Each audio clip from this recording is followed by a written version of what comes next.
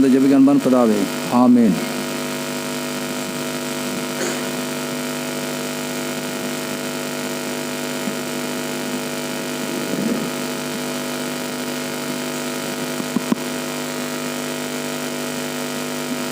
பாட்டு புத்தகத்தில் முதலாவது பாட்டை பாடலாம். முதலாவது பாடல், வந்தனமே வந்தனம் ஏசையா, ஏற்றுக்கொள்ளுமே தூயா, துதியை ஏற்றுக்கொள்ளும் எங்கள் தூயா. முதலாவது பாடல் பாடுறவங்க தயவுசெய்து மேடைக்கு வாங்க, சீக்கிரமாக.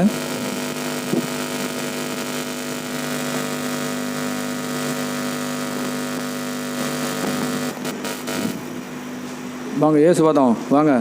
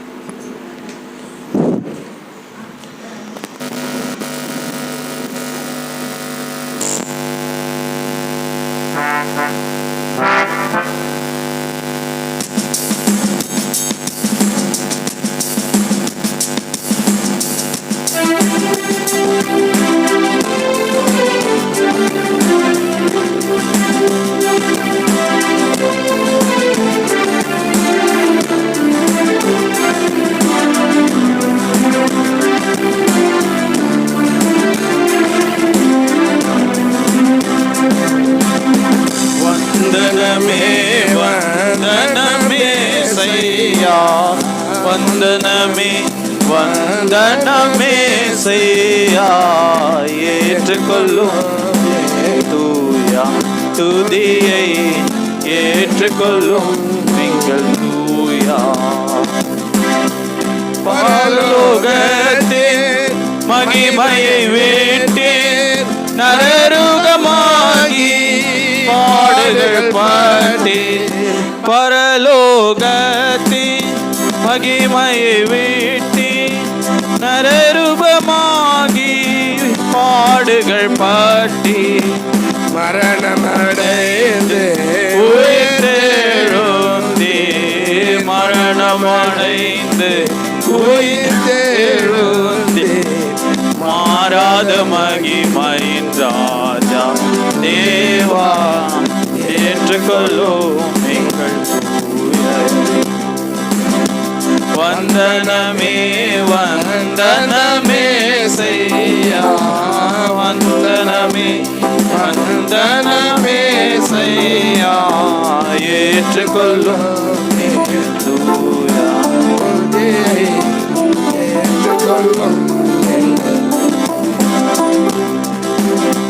பாவிகளுக்கு அன்பை காட்டீர், கருணை கரத்தால் கர்த்தரை நடத்தினீர். பாவிகளுக்கு அன்பை காட்டினீர்,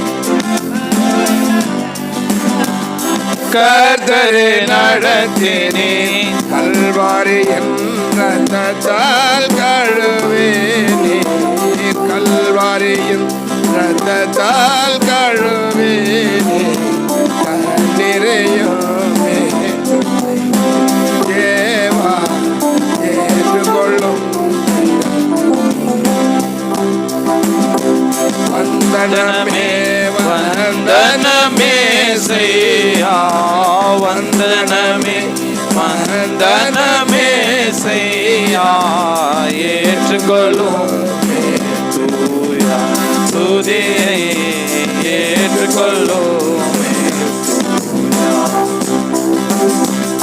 எங்கள் பாவத்திற்காய் இயேசுவே மாண்டீர், நீதிமான்களாகவே எழுந்தீர். எங்கள் பாவத்திற்காய் இயேசுவே மாண்டீர், கவே எழுந்தீர். உன்னதத்தில் கூட செய்தே உன்னதத்தில் கூட உட்கார செய்தே தேவா ஏற்றுக்கொள்ளோ வந்தனமே வந்தனமே செய்யா வந்தனமே வந்தனமே செய்யா ஏற்றுக்கொள்ளுமே துதியை ஏற்றுக்கொள்ளும் அநாதிகளாக எம்மை விடீரே அடைக்கலமான கண்மலையானீரே அநாதிகளாக எம்மை விடீரே அடைக்கலமான கண்மலையானீரே குருடர் கண்களை திறந்தீரே குருடர் கண்களை திறந்தீரே எங்களுக்குள்ளே தேவா ஏற்றுக்கொள்ளும்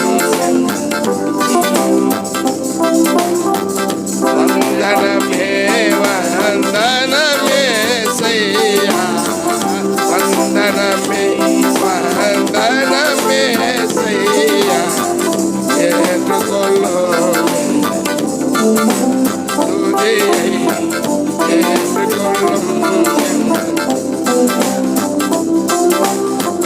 சீசர்கள் காண வரமே சென்று வாச பண்ண வரமே பொழுந்தே ஈஸ்வர்கள் காண பரமே சேர்ந்து ஆசை பண்ண ஆவி பரமே பொழிந்தே பரந்து பேசுகிறவரானே பரிந்து பேசுகிறானே பாவியின் தேவா ஏற்றுக்கொள்ளும் வந்தனமே வந்தனமே செய்யா வந்தனமே வந்தனமே செய்யா ஏற்றுக்கொள்ளுமே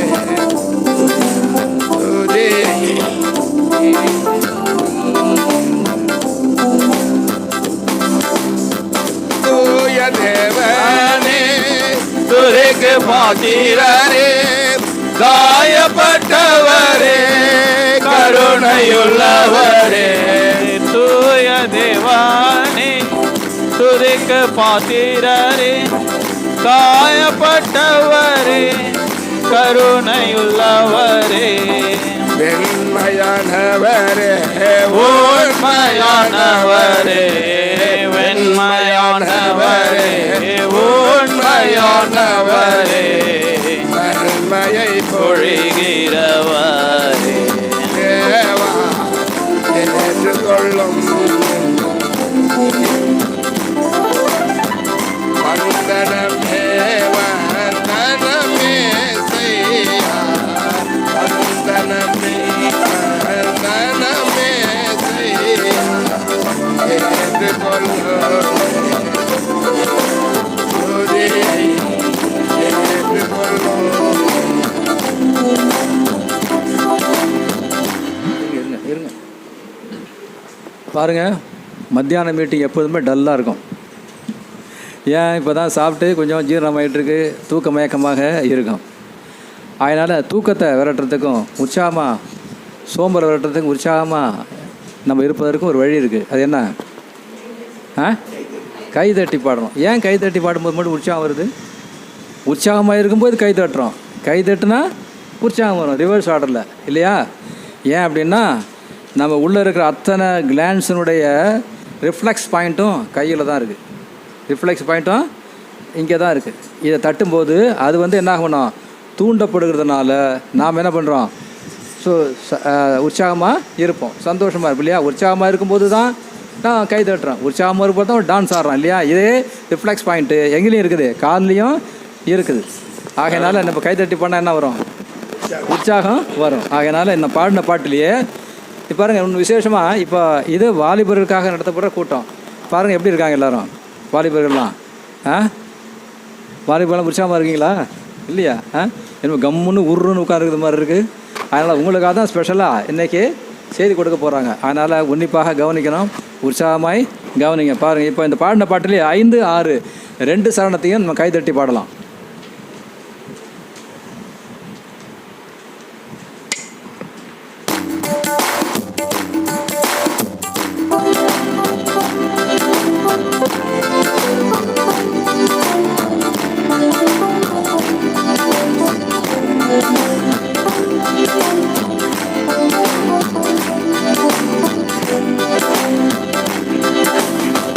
வந்தனமே வந்தனமே செய்யா, வந்தனமே வந்தனமே செய்யா, ஏற்றுக்கொள்ளுமே தூயா துதியை, ஏற்றுக்கொள்ளும் தூயா.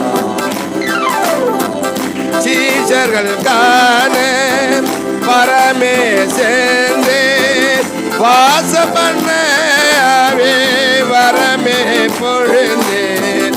சீஷர்கள் காண பரமே சேர்ந்தேன் வாச பண்ணவே வரமே பொழுந்தேன்.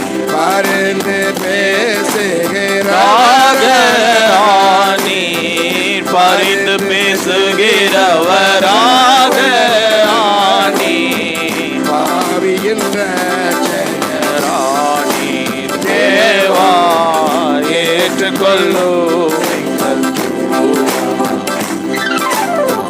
வந்தனமே வந்தனமே செய்யா, வந்தனமே வந்தனமே செய்யா, ஏற்றுக்கொள்ளுமே துதியை, ஏற்றுக்கொள்ளும் தூய தேவனே துதிக்கு பாத்திரரே, காயப்பட்டவரே கருணையுள்ளவரே.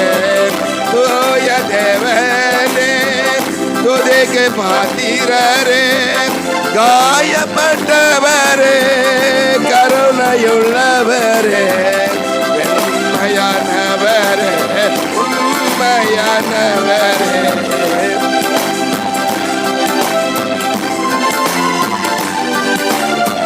நன்மையை போய் தேவா ஏற்றுக்கொள்ளும். வந்தனமே வந்தனமே செய்யா, வந்தனமே வந்தனமே செய்யா, ஏற்றுக்கொள்ளும் துதியை, ஏற்றுக்கொள்ளும்.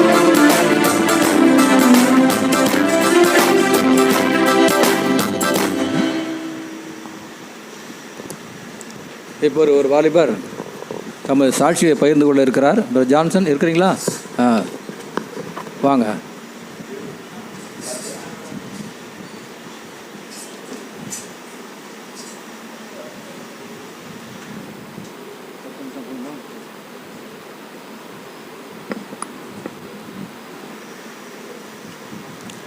Praise the Lord. Praise the Lord. నా పేరు జాన్సన్. సహోదరుడి పేరు జాన్సన్. నేను పుట్టింది ప్రకాశం జిల్లా డీజీపేట దగ్గర కొండపైనపల్లి. பிரகாசம் என்கிற மாவட்டத்திலே కొండపైనపల్లి ఆంధ్రప్రదేశ్. కొండపైనపల్లి என்கிற ஊரிலே அவர் பிறந்தார். నా ఊహ తెలియక ముందే 1 సంవత్సరం లోపలే నేను పూణేకి వెళ్ళాను అమ్మ వాళ్ళ దగ్గరికి. எனக்கு நினைவு அறியாததுக்கு முன்பதாகவே நான் என்னுடைய சகோதரனோட கூட పూణేకి சென்றேன். అంతకుముందే నేను అక్కడ పని చేస్తూ అక్కడే సెటిల్ అయి ఉన్నాము. సో నా ఊహ తెలియక ముందే మేము పూణేలో నేను వెళ్ళాను. என்னுடைய தாய் தகப்பன்மார்கள் அங்கே வேலை செய்கிறதுனாலே அவளோட கூட சேர்ந்து நான் அங்கே போயிருந்தேன். సో నేను పెరిగిందంతా చదివిందంతా అక్కడ కొన్ని దినాలు పనిచేసినంత పూణేనే 22 సంవత్సరాలు. நான் வளர்ந்ததும் படித்ததும் கொஞ்ச நாள் வேலை செய்ததும் அந்த பூனே என்கிற அந்த நாட்டிலே நான் கொஞ்ச நாள் இருந்தேன். నేను కొన్ని విషయాలు దేవుడు నా జీవితంలో ఎలా ఆశ్చర్యకార్యాలు చేసిన కొన్ని సందర్భాలు నేను పంచుకోవాలని ఆశిస్తున్నాను. ஆகையாலே என்னுடைய ஜீவியத்திலே கர்த்தர் செய்த நன்மைகளை சிலவற்றை உங்கள் மத்தியிலே நான் பகிர்ந்து கொள்ள விரும்புகிறேன். సో నా 1-2 సంవత్సరాలు 3 సంవత్సరాల లోపలే నాకు స్టమక్లో ఇష్యూ అయ్యి డైజెస్ట్ అవ్వకుండా అన్నము మరణ మనుషుల దగ్గరికి వెళ్ళి దేవుడు నన్ను రక్షిస్తూ వచ్చాడు. ஆகையாலே 3-4 வயது இருக்கும் பொழுதே வயிற்றிலே ஒரு பிரச்சனை வந்து மரணத்தை சந்திக்கும் நேரம் கூட எனக்கு வந்தது. దేవుడు తల్లి గర్భం నన్ను ఎన్నుకొని తన కృపని ఇప్పటివరకు నా పని చూపిస్తూ వచ్చాడు. தேவன் தாயினுடைய கருவிலிருந்து இப்பொழுது வரைக்குமாக அவருடைய கிருபை காண்பித்து கொண்டே வருகிறார். ఇంకా మా జీవితంలో ఒక పెద్ద సమస్య పెద్ద యుద్ధం అంటే మా నాన్న. எங்களுடைய ஜீவியத்திலே ஒரு பெரிய யுத்தம் பெரிய பிரச்சனையாய் காணப்பட்டது யார் என்றால் என்னுடைய தகப்பனார். కనీసం 19 సంవత్సరాలు 20 సంవత్సరాలు మా నాన్న త్రాగుడు వ్యసనంలో బానిసడై చాలా మేమిద్దరం ఇబ్బంది పొందాము. என்னுடைய தகப்பனார் அங்கே அதிகமான குடிப்பழக்கத்தினாலே அடிமைப்பட்டிருந்ததினாலே அநேக பாடுகளை நாங்கள் அனுபவித்திருந்தோம். ఎన్నో రాత్రులు నేను బిక్కుబిక్కుమంటూ భయముతో ఏడ్చుకుంటూ నేను ఎన్నో రాత్రులు నిద్రపోలేదు, నేను కానీ మా చెల్లెలు కానీ. எத்தனையோ நாள் பயத்தோட கூட நானும் என்னுடைய சகோதரியும் தூங்காமல் கூட இருந்திருக்கிறோம். ఇంకా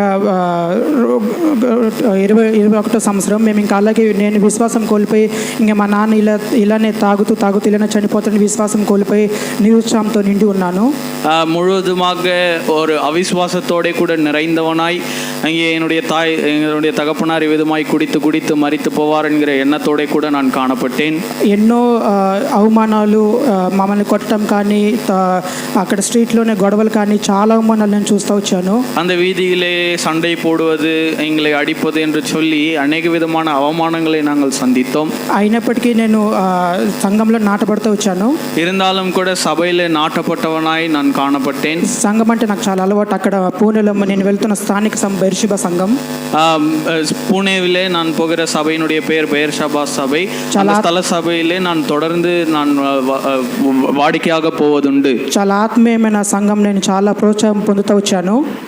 ஆவிக்குரிய ரீதியிலே அந்த சபையிலே நான் வளர்ந்து கொண்டு வந்தேன். రక్షణ లేదు కానీ చర్చిలో బాగా అలవాటు పడి తెలికినప్పుడు అలవాటు పడి పని చేయటం కానీ సాపలేయటం కానీ అన్ని పనులు ఉంటున్నాను నేను. எனக்கு சரியான ரட்சிப்பு இல்லாத பொழுதிலும் அங்கே அந்த சபையில் நான் காணப்பட்டேன். அங்கே ஆவிக்குரிய வளர்ச்சி எனக்கு காணப்பட்டது. சபையில் அநேக வேலைகளும் செய்து கொண்டிருந்தேன்.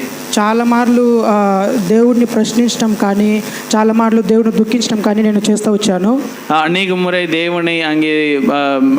தேவனை துக்கிக்கிற காரியங்களை நான் செய்து கொண்டு வந்தேன். నేను గుడిలో పనిచేస్తున్నాను, అయినప్పటికీ నా జీవితం ఎందుకు ఇలా ఉంది, అందరిలాగా నేను ఎందుకు లేను, నేను ఎందుకు ఈ కష్టాలు చూస్తాను, నేను ఎందుకు మా నాన్న ఇలా ఉండని చాలా కృంగిపోయాను అనమాట. சபையிலே இருக்கிறேன், சபையில் நாட்டப்பட்டவனாக இருக்கிறேன், இருந்தாலும் கூட என்னுடைய தகப்பனார் விதமாக இருக்கிறாரே, ஏன் விதமாக எல்லாம் என்னுடைய ஜீவியத்தில் நடக்கிறது என்கிற அவிசுவாசம் அநேகம் எனக்குள்ளாக காணப்பட்டது.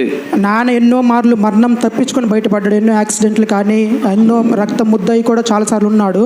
என்னுடைய தகப்பனார் எத்தனையோ முறை மரணத்தை சந்தித்த போதிலும் கூட அவர் தப்பித்து கொண்டார் அதிலிருந்து. చాలా అయినా కూడా నాన్న పైన దేవుడి కృప ఎంతో ఉంది. మేము అది ఈ దినం చూడగలుగుతున్నాము. ఎన్నో మార్లు మరణం నుంచి తప్పిస్తూ వచ్చాడు. மரண தருவாய்க்கு சென்றும் கூட அவர் தப்பித்து கொண்டு வந்தார். விபத்துகள் நேரிட்டது. இவைகள் எல்லாவற்றிலையும் தேவன் கிருபையா இருந்து அவரை காப்பாற்றினார். ఇలాగే మా జీవితం ఏ మాత్రం మార్పు లేకుండా ఏ మాత్రం సంతోషం లేకుండా మా జీవితం ఇలాగే నడుస్తూ వచ్చింది 22 సంవత్సరాల దాకా. 22 ஆண்டுகளாக எங்களுடைய ஜீவியம் எந்த விதமான சந்தோஷமும் எந்த விதமான ஒரு இருதயத்தின் சமாதானமும் காணப்படாமல் வாழ்ந்து கொண்டிருந்தோம். నేను నా చెల్లెలు 22 సంవత్సరం ఏప్రిల్ 16 నేను నా చెల్లెలు కానీ బాప్టిజంలో సాక్ష్యం ఇస్తూ వచ్చాము. 22 వయது இருக்கும் பொழுது நானும் என்னுடைய சகோதரியும் கூட ஞானசான சாட்சிக்கு கீழ்ப்பட்டோம். ఆ తర్వాత ఒక నెల 2 నెలల్లోనే మా నాన్న అద్భుత రీతిగా మార్పు చెందుతూ వచ్చాడు. அதன் பிறகு பார்க்கும் பொழுது அற்புதமாக என்னுடைய தகப்பனார் அங்கே அவருக்குள்ளாக ஒரு மாறுதல் ஏற்படுவதை நாங்கள் பார்த்தோம். ఎలా మార్పు చెందాడంటే మా నాన్న తాగుతున్నప్పుడు అంతకు ముందు నాకు నా ఫ్రెండ్స్ ఫోన్ చేసి என்னுடைய தகப்பனார் முன்பதாக ஒரு முழுவதுமாக குடித்து போதையில் இருக்கும் பொழுது என்னுடைய நண்பர்களுக்கெல்லாம் தொலைபேசியில் அழைத்து మీ నాన్న ఇక్కడ తాగి పడున్నాడు వచ్చి తీసుకోబో అంటే ఎంతో అవమానం అనిపిస్తూ ఉన్నది నాకు నా సోదరుల పట్ల என்னுடைய కానీ. நண்பர்கள் எல்லாரும் கூட அங்கே எனக்கு தொலைபேசியில் அழைத்து உன்னுடைய தகப்பனார் வீதிகளிலே குடித்து படுத்து கொண்டிருக்கிறார் என்று சொல்லி தொலைபேசியில் அழைப்பார்கள். அவைகளை கேட்கும் பொழுது எவ்வளோ அவமானமாக இருக்கும். అలాంటిది దేవుడు ఎలా చేశాడంటే அப்பேற்பட்டவரை தேவன் எவ்விதமாய் மாற்றினார் என்றால் ఈనాడు చర్చ్లో నుంచి అన్న వాళ్ళు ఫోన్ చేసి சபையிலிருந்து சகோதரர்கள் இப்பொழுது என்னை அழைக்கிறார்கள். మీ నాన్న వచ్చి పని చేస్తుంటే నువ్వు ఇంకెక్కడ నువ్వు అలా ప్రశ్నిస్తున్నారు. உன்னுடைய தகப்பனார் வந்து சபையில் வேலை செய்து கொண்டிருக்கிறார், நீ எங்கே இருக்கிறாய் என்று என்னை கேள்வி கேட்பார்கள். ఎలా అంటే శనివారం నైటే మా డాడీ ఇప్పుడు బట్టలు ఐరన్ చేసుకోవటం కానీ சனிக்கிழமை மாலையிலேயே என்னுடைய தகப்பனார் அங்கே அவருடைய உடைகளை ஆயத்தப்படுத்திக் கொள்வார். அயன் பாக்ஸ் எல்லாம் எடுத்து. అక్కడ చర్చ్ 10 గంటలకు స్టార్ట్ అవుతుంది పూణేలో. పూణేలో సభை 10 மணிக்கு ஆரம்பிக்கும். నేను ముందు నుంచి నా అలవాటు పని చేయాలని ఒక 8:30కి అలా వెళ్తాను. నేను 8 గంటలకు అలా முன்பதாகவே எனக்கு வேலை செய்ய வேண்டும் என்கிற காரியங்கள் எல்லாம் இருக்கிறபடினாலே 8 மணிக்கெல்லாம் சபைக்கு போய் விடுவேன். నాన్న జీవితం దేవుడు ఎలా కృపను చూపించి మార్పు చెందాడంటే నాన్న 6:30కి చర్చికి వెళ్తున్నాడు. தேவன் என்னுடைய தகப்பனாருடைய வாழ்க்கையை விதமாய் மாற்றிருக்கிறார் என்று பார்க்கும் பொழுது எனக்கு முன்பதாகவே இப்பொழுது அவர் 6:30 மணிக்கெல்லாம் சபைக்கு போக ஆரம்பிக்கிறார். అలా వెళ్ళటమే కాకుండా చర్చిలో పని చేయటం కానీ వడ్డించడం కానీ అది అనుకుంటే నా దృశ్యం ఇంత ఇప్పుడు కూడా అంత ఆశ్చర్యకరమైన విషయం అది. ஆகையாலே அவர் சபைக்கு போகிறது மாத்திரமல்லாமல் அநேக வேலைகளை செய்வார், உணவு பரிமாறுவார். அங்கே இவ்விதமாக எல்லாம் காணப்படும் பொழுது அதை பார்க்கும் பொழுது மிகவும் ஆச்சரியமாக இருக்கும். ఇక్కడ కూడా కొంతమంది ఎఫ్సిబా చర్చిలో ఇక్కడ కూడా కొంతమంది అంకల్ వాళ్ళకి తెలుసు నాన్న ఇప్పుడు ఎలా ఉన్నాడని. எப்சிபா சபையாருக்கும் சரி, இங்கே இருக்கிற சபையாருக்கும் சரி, என்னுடைய தகப்பனார் எவ்விதமாக இருக்கிறார் என்று உங்களுக்கு தெரியும். దేవుడు అంత గొప్పగా మా నాన్న జీవితంలో కార్యం చేస్తూ వచ్చాడు. தேவன் அவ்வளோ அற்புதமாக என்னுடைய தகப்பனாருடைய ஜீவியத்திலே காரியத்தை செய்து கொண்டு வந்தார். నా చదువు విషయంకి వస్తే క్లుప్తంగా చెప్తాను. 10లో దేవుడు ఆశ్చర్యకరంగా నన్ను పాస్ చేయించాడు. என்னுடைய படிப்பின் காரியத்தை மிகவும் சுருக்கமாக சொல்கிறேன். 10ஆம் வகுப்பிலே ஆச்சரியமாக தேவன் என்னை பாஸ் செய்ய வைத்தார். నేను అంత చదివే స్టూడెంట్ కాదు, బిలో యావరేజ్ కన్నా ఇంకా నేను తక్కువ అసలు అనుకుంటే. நான் அவ்வளவாக படிக்கிறவன் அல்ல, அங்கே மிகவும் அங்கே குறைவாக தான் படிப்பேன். దేవుడు అద్భుత రీతిగా 10లో పాస్ చేపిస్తూ వచ్చాడు. அற்புதமாக கர்த்தர் என்னை 10ஆம் வகுப்பிலே பாஸ் செய்ய வைத்தார். +2 12 దగ్గరికి వచ్చినప్పుడు +2 அங்கே 12ஆம் கிளாஸ் வரும்பொழுது నాతో పాటు ఉన్న వాళ్ళందరూ ట్యూషన్ అంతా జాయిన్ అయ్యారు. என்னோட கூட டியூஷன் எல்லாரும் சேர்ந்தார்கள். ఆర్థిక సమస్యలను బట్టి నేను జాయిన్ అవ్వలేకపోయాను. నేను అప్పటికి నేను పని చేస్తున్నాను అనమాట. எனக்கு அங்கே பொருளாதார ரீதியிலே எந்த விதத்திலேயும் உயர்வு இல்லாதபடினாலே, பணம் இல்லாதபடினாலே என்னால் டியூஷனுக்கு போக முடியவில்லை. அப்பொழுதே நான் வேலை செய்து கொண்டு தான் படித்து கொண்டிருந்தேன். ఇంట్లో పరిస్థితులను బట్టి నేను చాలా చిన్న వయసు నుంచి నేను పని చేయటం నేను స్టార్ట్ చేశాను. வீட்டில் இருக்கிற சூழ்நிலைமைகளை நிமித்தமாக சிறு வயதிலிருந்தே வேலை செய்ய ஆரம்பித்து விட்டேன். కరెక్ట్గా ఎగ్జామ్ ఫైనల్ ఎగ్జామ్ దగ్గరికి వస్తుంది 12ది. அங்கே பப்ளிக் எக்ஸாம் அங்கே மிகவும் நெருக்கமாக இருக்கிற நேரத்தில் ఫిబ్రవరి 28 డేస్ 29 డేస్ ఉంటాయి. பிப்ரவரியில் 28 29 நாட்கள் தான் இருக்கும். నా దగ్గర కరెక్ట్గా 1 మంత్ ఉంది ఏమైనా ప్రిపేర్ అవ్వాలంటే. எனக்கு சரியாக ஒரு மாதம் தான் இருக்கிறது நான் தேர்ச்சிக்கு படிக்க வேண்டும் என்றால். పూణేలో అక్కడ 2 అక్కలు నాకు ఆత్మీయ అక్కలు ఉన్నారు, సిస్టర్స్. పూణేలో ஆவிக்குரிய சகோதரிகள் அநேகர் இருக்கிறார்கள். వాళ్ళని అడుగుతూ వచ్చిన అక్క నాకు కొంచెం హెల్ప్ చేయండి, ఇక 1 మంత్ ఉంది, ఏమైనా హెల్ప్ చేయండి, నేను కొంచెం నేర్చుకొని నేను ఎగ్జామ్ రాయాలని ఆశిస్తున్నాను అని చెప్పినప్పుడు அவளிடத்தில் நான் கேட்டுக்கொண்டு வந்தேன். அங்கே சகோதரி எனக்கு உதவி செய்யுங்கள், எனக்கு எதுவும் தெரியாது என்று சொல்லி அவளிடத்தில் நான் கேட்டுக்கொண்டு வந்தேன். దేవుడు అంత అద్భుత రీతిగా మరి వాళ్ళకి అంత జ్ఞానం ఇచ్చి కరెక్ట్గా నాకు ఎగ్జామ్లో ఏమొస్తుందో వాళ్ళు అదే నాకు చెప్తా వచ్చారు ఆ 1 మంత్ గ్యాప్లో. ஆகையாலே அந்த வாரம் எல்லாம் கூட அந்த சகோதரிகள் நான் கேட்ட பிரகாரமாக தேர்வுக்கு என்னெல்லாம் கேள்வி கேட்பார்களோ அதெல்லாம் தெளிவாக எனக்கு சொல்லிக் கொடுத்தார்கள். ఆశ్చర్యకరంగా నేను అది నేను చదువుకొని కొంచెం స్టడీ చేసి అప్పటికే చాలా భయంగా ఉన్నా అయినప్పటికీ ఎగ్జామ్ ప్రార్థన చేసుకుని నేను రాస్తా వచ్చాను దేవుడి పైన ఆధారపడి. கர்த்தர் மேல் சார்ந்து கொண்டவனாய் அற்புதமாய் அந்த தேர்ச்சிகளை நான் எழுதினேன். అదే విధంగా నా డిగ్రీకి వచ్చినప్పుడు அதன் பிறகு அந்த படிப்பு முடித்த பிறகு டிகிரிக்கு வரும்போது మీ అందరికి తెలిసిన విషయమే కరోనా రావటం జరిగింది. உங்களுக்கு எல்லாருக்கும் தெரியும் கொரோனா வியாதி என்று வந்தது. ఫస్ట్ ఇయర్ ఎగ్జామ్ నేను రాశాను అనమాట ఫిజికల్గా. ఫస్ట్ ఇయర్ ఎగ్జామ్ కాలేజీలో தான் எழுதினேன். ఆ దేవుడు కృపను చూపించి అతని జ్ఞానంతోనే నన్ను పాస్ చేయించాడు. கர்த்தர் அங்கே கிருபையை கொடுத்தார், ஞானத்தை கொடுத்து அங்கே அதை எழுத வைத்து பாஸ் செய்ய வைத்தார். తర్వాత కరోనా రావటము అది డిలే అవటం, సెకండ్ ఇయర్ ఆన్లైన్ ఎగ్జామ్ అయిపోయింది. கொரோனா வருவதும் அந்த எக்ஸாம் டிலே ஆவதும் அதன் பிறகு எக்ஸாம் எழுதுவதெல்லாம் நடந்தது. నేను అనుకున్నాను, ఒకవైపు సంతోషంగా అనుకున్నాను, సరే ఇది కూడా డిగ్రీ ఎగ్జామ్ కూడా ఆన్లైన్ అయిపోద్ది, ఎలాగోలా నేను పాస్ అయి నేను బయటపడతాను అనుకుంటున్నా. ஏதோ ஒரு விதத்தில் டிகிரி எக்ஸாம் எல்லாம் எழுதி நான் பாஸ் ஆக போகிறேன் என்று நினைத்து கொண்டிருந்தேன். కరెక్ట్గా నా ఎగ్జామ్ వచ్చేటప్పటికే అది ఆన్లైన్ ఎగ్జామ్ కాదు, ఫిజికల్గా రాయాలని చెప్పారు. కరెక్ట్గా నా ఎగ్జామ్ వచ్చేటప్పటికి ఫైనల్ ఎగ్జామ్ ஆன்லைன் எக்ஸாம் காது, మీ காலேஜ் வச்சு எக்ஸாம் ராயலன்னு చెప్పారు. கரெக்ட், சரியாக முக்கியமான தேர்வு எல்லாம் வரும்பொழுது ஆன்லைன் எக்ஸாம் இல்லை, அங்கே நீங்கள் కాలేజీకి வந்து தான் எழுத வேண்டும் என்று சொன்னார்கள். మళ్ళీ అదే నేను దేవుని పైన విశ్వాసం లేకుండా మళ్ళీ అదే ప్రశ్నలు, ఎందుకు నాకే ఇలా జరుగుతుంది, ఎందుకు నా విషయంలోనే ఇలా నేను బతుకుతున్నా, ఎందుకు అన్నీ నాకే అడ్డంగా వస్తున్నాయి అని ప్రశ్నిస్తున్నా. அப்பொழுதும் கூட நான் அவிசுவாசப்பட்டவனாய் எதற்காக என்னுடைய வாழ்க்கையில் மாத்திரம் விதமாய் நடக்க வேண்டும், இதுவும் கூட ஆன்லைனில் இருந்திருக்கலாம் என்று சொல்லி அநேக கேள்விகளை கேட்டுக்கொண்டிருந்தேன். ఎందుకంటే దాని ముందు కరెక్ట్గా 1 month ముందు నేను ఒక న్యూ ఆఫీస్ జాయిన్ అయ్యాను అనమాట.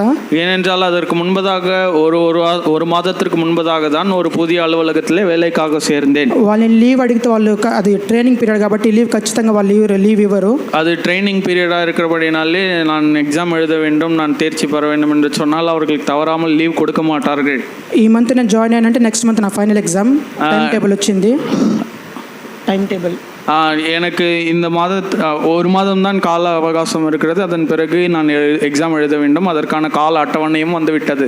సరే అక్కడ నేను నా సీనియర్స్ని అడిగి, సార్ ఇలా నా ఎగ్జామ్ ఉంది, నాకు కొంచెం మీరు పర్మిషన్ ఇవ్వండి, నేను ఎగ్జామ్ రాసి వస్తానని అడగటం జరిగింది. அங்கே இருக்கிற பெரியவர்களை கேட்கும் பொழுது இவ்விதமாக எக்ஸாம் எழுத வேண்டும் என்று நான் அவர்களிடத்தை அனுமதி கேட்கும் பொழுது அவர்கள் அனுமதி கொடுத்தார்கள்.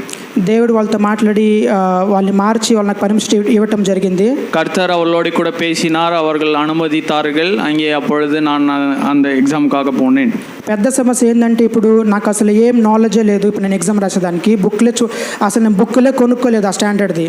பிரச்சனை என்னவென்றால் அந்த தேர்வுக்கான படிப்பை நான் படிக்கவே இல்லை, அதற்கான புத்தகங்களையும் நான் வாங்கவே இல்லை அப்பொழுது படிக்கும் பொழுது. ఇప్పుడు నేను కాలేజ్కి వెళ్ళానన్నా, ఫ్రెండ్స్ దగ్గర వెళ్ళి కొంచెం డిస్కస్ చేయాలన్న స్టడీస్ గురించి నేను ఆఫీస్కి వెళ్తున్నా. நான் అலுవలగத்திற்கு போகிறதுனாலே நண்பர்களிடத்தில் போய் அதை குறித்ததான కార్యங்களையும் கேட்டு தெரிந்து கொள்ள முடியவில்லை. అయినప్పటికీ దేవుడిపై నాకు విశ్వాసం చిన్నప్పటి నుంచి దేవుడు నన్ను ఎక్కడ కింద పడనివ్వలేదు, తోకవల చేయటం లేదు, కానీ తలవలగా నన్ను ఉంచుతా వచ్చాడని చిన్న విశ్వాసం అయితే ఉన్నది. ஆகையால் இருந்தாலும் கூட கர்த்தர் எப்பொழுதும் கூட என்னோட கூட இருப்பார், எந்த விதத்திலையும் என்னை விட்டுவிட மாட்டார் என்கிற விசுவாசம் எனக்குள்ளாக இருந்தது. నా ఫైనల్ ఎగ్జామ్లోనే నేను ఆఫీస్కి వెళ్ళటం, ఆఫ్టర్ తీసుకొని మళ్ళీ కాలేజ్కి రావడం జరిగింది. என்னுடைய ஃபைனல் இயர் எக்ஸாம் அப்பொழுது தான் வேலைக்கும் சேர்ந்தேன். வேலைக்கு சேர்ந்த பிறகு நான் எக்ஸாம் எழுத வேண்டிய ஒரு நிலைமை. నా దగ్గర ఎగ్జామ్ రాసే ముందు నేను ఆఫీస్ నుంచి డైరెక్ట్గా కాలేజ్కి వెళ్ళి ఒక 15 minutes, హాఫ్ అన్ అవర్ నా దగ్గర టైం ఉంటుంది అనమాట. ஆஃபீஸிலிருந்து நேராக அலுவலகத்திற்கு போகும்பொழுது ஒரு அரை மணி நேரம் என்று ஒரு நேரம் இருக்கும். అప్పుడే నేను ఫ్రెండ్స్ని అడిగి వాళ్ళని రిక్వెస్ట్ చేస్తున్నా, నాకు కొంచెం హెల్ప్ చేయండి, నేనేం చదవలేదు, కొంచెం రిక్వెస్ట్ చేస్తుంటే వాళ్ళు చదువుతుంటే వాళ్ళ దగ్గర నేను చూస్తూ ఉండేవాడిని అనమాట. ஆகவே அவளிடத்தில் புத்தகங்கள் எல்லாம் நண்பர்களிடத்தில் இருக்கும், அவர்கள் படித்து கொண்டிருப்பார்கள். அவர்கள் படித்து கொண்டிருக்கும் பொழுது நான் எட்டி பார்த்து கொண்டிருப்பேன், என்ன படிக்கிறார்கள், இவைகளை நானும் படிக்க வேண்டும் என்று சொல்லி. నా ఎగ్జామ్ ఎన్ని దినాలు ఉన్నది, ఇదంతా నా రొటీన్ ఉన్నది, ఇదే నేను చేస్తూ ఉన్నాను. ఎగ్జామ్ ఎన్ని రోజులు రాశాను, ఇదే నా రొటీను. ఎగ్జామ్ ఎత్తனை నాட்கள் எழுதினேனோ అతனை నాட்களும் ఇదే పోల தான் செய்து கொண்டிருந்தேன். మీరు నా పరిస్థితి మీరు ఊహించవచ్చు, నేను నా ఎగ్జామ్ ఎలా ఉంటుందో నేనేం చేసి ఉంటా, కానీ ప్రతి పేపర్ రాసే ముందు నేను ఒకే ప్రార్థన చేసుకునేవాడిని. என்னுடைய நிலைமை உங்களுக்கு புரிகிறது என்று நினைக்கிறேன். அவ்வளவு கஷ்டத்தில் தான் நான் எழுதினேன். இருந்தாலும் கூட ஒவ்வொரு எக்ஸாம் எழுதுறதுக்கு முன்பதாகவும் நான் என்னுடைய ஜெபம் விதமாக இருந்தது. ప్రభా నీ చిత్తం అయితే నీ బుద్ధి జ్ఞానం ఇచ్చి నువ్వే ఎగ్జామ్ రాయమని ప్రార్థన చేసేవాడిని. கர்த்தாவே உங்களுக்கு சித்தமானால் உம்முடைய அறிவையும் ஞானத்தையும் எனக்கு கொடுத்து இந்த தேர்வை நான் தேர்ச்சி பெற செய்யும். ఒకవేళ నేను ఫెయిల్ అయితే నేనేం నిరుత్సాహపడకుండా నన్ను చూసుకొని ఇలా ప్రార్థన చేసేవాడిని అన్నమాట. ఇది నా ప్రార్థన ప్రతి పేపర్ ముందు. ஒருவேளை தேர்ச்சி பெறவில்லை என்றால் நான் అవిశ్వాసపడకూడదు என்பதுதான் என்னுடைய ஜெபமாய் காணப்பட்டது. ఇంకా అలానే అన్ని మరి రాస్తా వచ్చాను, ఏమున్నా నాకు ఎలా అయితే మరి దేవుడు సంధిస్తూ వచ్చాడు, అలా మాట్లాడుతాడు, అదే నేను కొంచెం అలా ఇలా చేసుకొని నేనే కూర్చుకొని రాస్తా వచ్చాను దేవుడు ఇచ్చిన జ్ఞానంతో. எனக்கு தெரிந்ததை வைத்துக்கொண்டு கொஞ்சம் கொஞ்சமாக தேர்வுகள் எல்லாம் எழுதி முடித்து கொண்டு வந்தேன் கர்த்தருடைய கிருபையினாலே. రిజల్ట్ వచ్చే టైం దగ్గరికి వచ్చింది. அந்த ரிசல்ட் நாள் வந்தது. నేను ముందే ఇంట్లో చెప్పాను అనమాట, నేను పాస్ అవ్వటం కొంచెం కష్టమే, నేను చదవలేదు, మీకు కూడా తెలుసు అంటే వాళ్ళకి కూడా అర్థమైంది, అవును మన పరిస్థితులు ఇలా ఉన్నాయి. సో వాళ్ళకి కూడా హోప్ విశ్వాసం ఏం లేదనమాట. முன்பதாகவே நான் வீட்டிலேயும் கூட சொல்லிவிட்டேன், நான் தேர்ச்சி பெறுவது மிகவும் கடினம் என்று சொல்லும் பொழுது அவளும் கூட அதற்கு ஆயத்தமாக இருந்தார்கள். నా ప్రార్థన మళ్ళీ ఇది ఒకవేళ దేవుడు నేను ఒకవేళ నేను ఫెయిల్ అయితే నేనేం నిరుత్సాహపడకుండా అలా ఏం మరి వేరే ఆలోచన ఏం రాకుండా చూసుకొని ప్రార్థన చేస్తూ ఉండేవాడిని. ஏதாவது நெகட்டிவாக வரும் என்றால் நான் அதற்கு அவிசுவாசப்படக்கூடாது, நான் கர்த்தர் பட்சத்தில் விசுவாசமாக இருக்க வேண்டும் என்று சொல்லி நான் ஜெபித்து கொண்டு வந்தேன். రిజల్ట్ రోజు రానే వచ్చింది. ரிசல்ட் நாள் வந்தது, నేను చూశాను, நான் பார்த்தேன். నేను డిస్టింక్షన్లో నేను పాస్ అవ్వటం జరిగింది. நான் என்னை கர்த்தர் என்னை டிஸ்டிங்ஷன்லே பாஸ் செய்ய வைத்தார். నేను 2-3 టైమ్స్ నా రిజల్ట్ నేను చూసుకున్నాను అనమాట. 2-3 முறை நான் அதை சரியாக பார்த்தேன். అది డిస్టింక్షన్ అసలు ఇంపాసిబుల్ అది నాకు రావటము. எனக்கு டிஸ்டிங்ஷன் போன்ற మార్కుகள்லாம் வருவது அது எந்த விதத்திலையும் சாத்தியம் அல்ல. తర్వాత నేను అనుకున్న టీచర్స్ ఏమన్నా కరెక్ట్గా చెక్ చేయటం లేదని అలా అనుకున్నాను అనమాట. ஒருவேளை அதை சரி பார்த்தவர்கள் சரியாக பார்க்கவில்லையோ என்னவோ என்று நினைத்து கொண்டிருந்தேன். నేను కన్ఫర్మ్ అనుకుని ఎక్కడో మిస్టేక్ జరిగింది, నాకేంటి డిస్టింక్షన్ రావటం జరిగింది అనుకున్నా. நான் அங்கே அதை நான் உறுதிப்படுத்தி கொண்டேன், தவறாமல் எங்கேயோ தவறு நடந்திருக்கிறது என்று சொல்லி. తర్వాత ప్రభు దినం సండే చర్చ్కి వెళ్ళాను. அதன் பிறகு கர்த்தருடைய நாளன்றைக்கு சபைக்கு சென்றேன். అప్పుడు హైదరాబాద్ నుంచి ఒక పాస్టర్ వచ్చాడు. அப்பொழுது ஹைதராபாத்ல இருந்து ஒரு ஊழியக்காரர் வந்தார். అతను క్యూజ్ పెట్టాడు, నేను ఒక ఆన్సర్ చెప్పడం జరిగింది. அவர் ஒரு கேள்வியை கேட்கும் பொழுது நான் பதில் சொன்னேன். అతని ఒక వాగ్దానం ఇచ్చాడు అనమాట, ఒక ఫ్రేమ్ లాగా ஒரு ஃப்ரேமை போன்ற ஒரு வாக்குத்தத்தத்தை கொடுத்தார். దాంట్లో ఇలా రాసున్నది, அதிலே விதமாய் எழுதியிருந்தது, జీసస్ నెవర్ ఫెయిల్స్ యూ. கர்த்தர் எப்பொழுதும் நம்மை கைவிட மாட்டார்.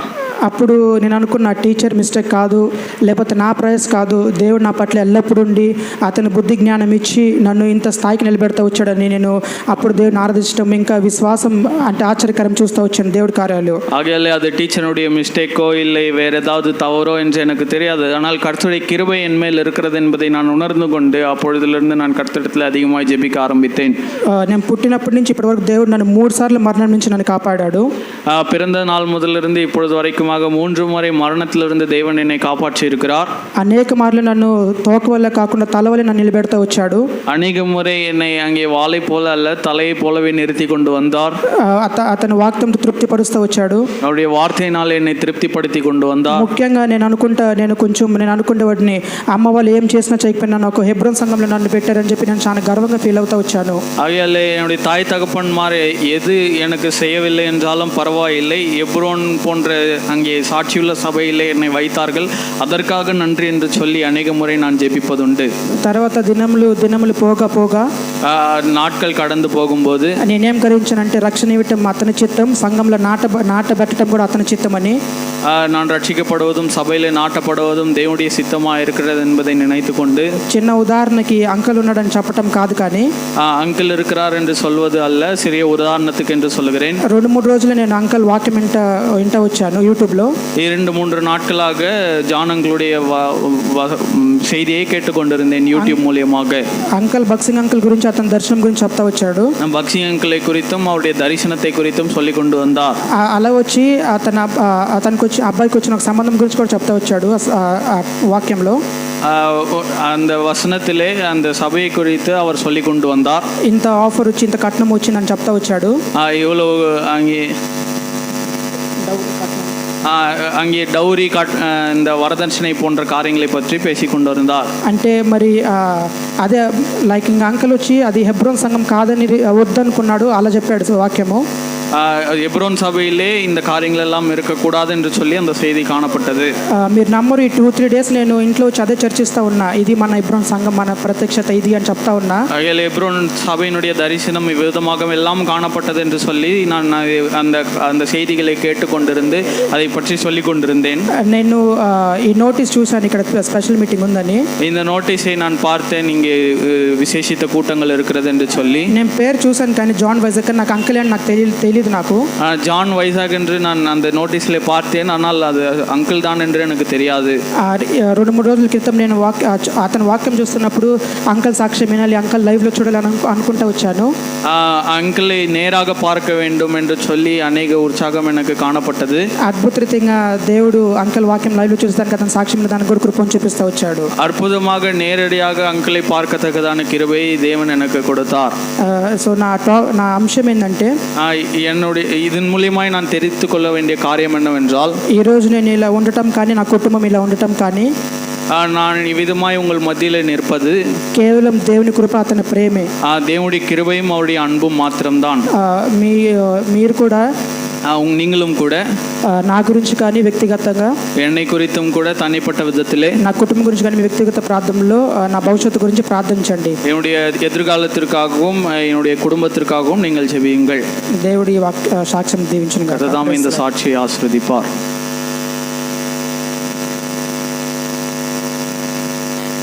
சாட்சி கொடுத்த சகோதரனை கர்த்தர் தாமே ஆசீர்வதிப்படியாகும். இப்போது கொடுக்க போகிற செய்தியையும் கர்த்தர் ஆசீர்வதி தரும்படியாகும். ஜெபிக்க பிரதர் பீட்டர் பல்லாவரத்தை நான் அழைக்கிறேன்.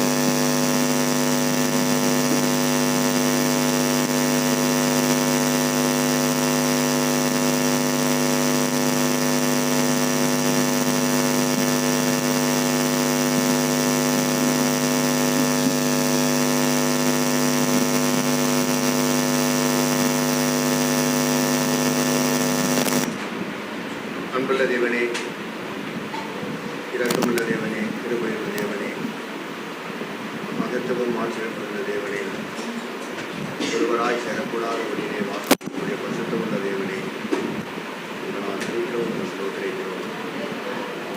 அருமையான கிறிஸ்துவ ஆராதனை நிகழ்ச்சியினுடைய 22ஆம் வருட நிறைவு கூட்டத்திலே இந்த தெய்வீக உன்னதமான நிறைவேற்றப்பட உதவி செய்தியாக நோக்கி பார்க்கிறோம். திருவை இறக்கும் தயவு உதவமானதாக நடக்கிற வழிகளுக்காக இப்போது இந்த வாலிபர் கூட்டத்திலே உடைய திட்டம் தீர்மானத்தின் பிரகாரமாக அன்புள்ள தேவனே, இந்த ஆலோசனையாக தெய்வீக சித்தத்தின் பிரகாரமாக நீர் கொடுத்த கிருபை இறக்கங்களுக்காக நன்றி செலுத்துகிறோம். இப்பொழுதும் சாட்சி கொடுத்த அந்த பிள்ளைக்காக ஸ்தோத்திரிக்கிறோம். உடைய சாட்சியை ஆசிரித்து காத்துக்கொள்வீராக. அன்புள்ள தேவனே, இந்த குடும்பத்தை மட்டுமாக உடைய கிருபையினாலே ஆதரித்தீர், வழிநடத்தினீர், போஷித்தீர், உடைய நித்திய ஜீவனுக்கு நேராக நடத்தினீர். அதற்காக துதிக்கிறோம், ஸ்தோத்திரிக்கிறோம். அன்புள்ள தேவனே, வாலிப சோனை இதை சந்தித்தமைக்காக, அவருடைய தகப்பனாரை சந்தித்தமைக்காக துதிக்கிறோம், ஸ்தோத்திரிக்கிறோம். உள்ள உன்னதமான நோக்கமும் சித்தமும் அந்த குடும்பத்திலே நிறைவேற்றி வருகிறீர். அதற்காக துதிக்கிறோம், ஸ்தோத்திரிக்கிறோம். தொடர்ந்து உடைய கிருபையிலே ஆதரிப்பீராக, உடைய நாமத்தை மையப்படுத்தினாக. இப்பொழுதும் கூட வார்த்தை கொடுக்கிற உடைய ஊழியக்காரனை உடைய திவ்ய கரத்தின் கீழாக அர்ப்பணிக்கிறோம். அவரை நீதாமே பொறுப்படுத்தி நடத்துவீராக. உடைய தெய்வீக சமூகத்திலே கூடி வந்த பிள்ளைகளுடைய தேவையெல்லாம் அறிந்திருக்கிறீர். உடைய வார்த்தை கொண்டு உடைய பிள்ளைகளோடு நீதாமே பேச முடியாது ஜெபிக்கிறோம். நீதாமே வாயாக இருந்து வழிநடத்தி ஆதரிக்க கிருபையும் ஒத்தாசனை செல்லும்படியாக சொந்த நோக்கி பார்க்கிறோம். இந்த நாளிலேயும் கூட ஜோஷமாலிருந்து எங்கள் மதிலே கொண்டு வந்த ஊழியக்காரனுக்காக நான் துதிக்கிறோம், ஸ்தோத்திரிக்கிறோம். குடும்பமாக சபையின் ஐக்கியத்திலே பங்கு கொள்ள நீ கொடுத்த கிருபை இரக்கங்களுக்காக நன்றி செலுத்துகிறோம். அன்புள்ள தேவனே, தொடர்ந்து உள்ள கிருபையும் இரக்கமும் அவர்கள் மூலமாக நிறைவேற்றுகிற எல்லா ஊழியத்திலும் ஆசீர்வாதம் காணப்பட, உன் உன்னதமான நோக்கமும் சித்தமும் முற்றிலுமாக நிறைவேற்றப்பட உதவி செய்ய வேண்டும் ஜெபிக்கிறோம். எல்லா துதிக்கும் நமக்கே செலுத்துகிறோம். ஆண்டவரும் இரட்சகருமாகிய இயேசு கிறிஸ்துவின் நாமத்தினாலே துதியும் ஸ்தோத்திரத்தையும் ஜெபத்தி எடுக்கிறேன் பரமபிதாவே, ஆமேன்.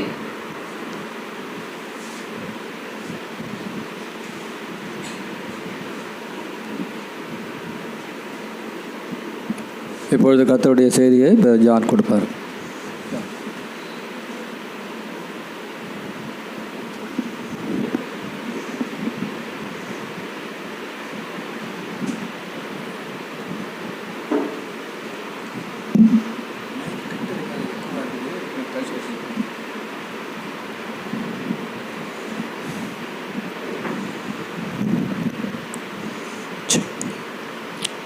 ప్రార్థన చేద్దాం.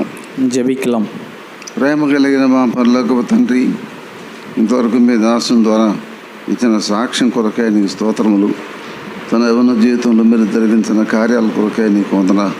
మిగతా కాలం అంతట్లో కూడా నీ కృప అనుగ్రహించు. తండ్రి సమయంలో మాకు కావలసినటువంటి వర్తమానం దయచేయండి.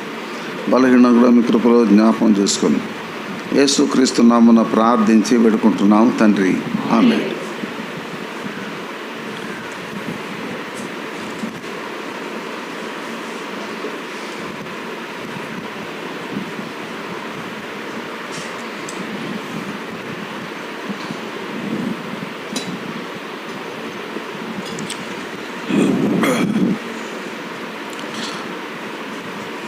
నా కొడుకు సాఫ్ట్వేర్లో పనిచేస్తాడు హైదరాబాద్. அங்களுடைய மகன் சாஃப்ட்வேரில் வேலை செய்கிறார் ஹைதராபாத்தில்.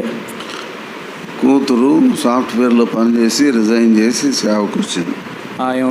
அங்களுடைய மகள் அங்கே அவர்களும் சாஃப்ட்வேரில் இருந்தார்கள். இப்பொழுது ரிசைன் செய்து கர்த்தருடைய ஊழியத்திலே முழு நேரமாக காணப்படுகிறார்கள். ఉదయం 8 గంటలకు డ్యూటీకి వెళ్ళి రాత్రి 11, 12 గంటలకు వస్తారు. காலையிலே அதிகாலையிலே அவர்கள் சபைக்கு சென்று இரவு நேரத்தில் அதிக நேரம் ஆன பிறகுதான் வீட்டிற்கு வருவார்கள். నేను as a father I feel sorry to do minimum 14 hours work. அங்கே ஒரு தகப்பனாக 14 மணி நேரத்திற்கு மேலாக அவர்கள் வேலை செய்வதற்கு நான் வருந்துகிறேன். నేను అడిగాను ఒకరోజు, ఇన్ని గంటలు ఉద్యోగం చేయాలి నాయనా అని. என்னுடைய மகனை நான் கேட்டேன், இவ்வளவு நேரம் கண்டிப்பாக வேலை செய்தே ஆக வேண்டுமா? నా కొడుకు ఇచ్చిన ఆన్సర్ ఏంటో తెలుసా? என்னுடைய மகன் கொடுத்த பதில் என்னவென்று தெரியுமா?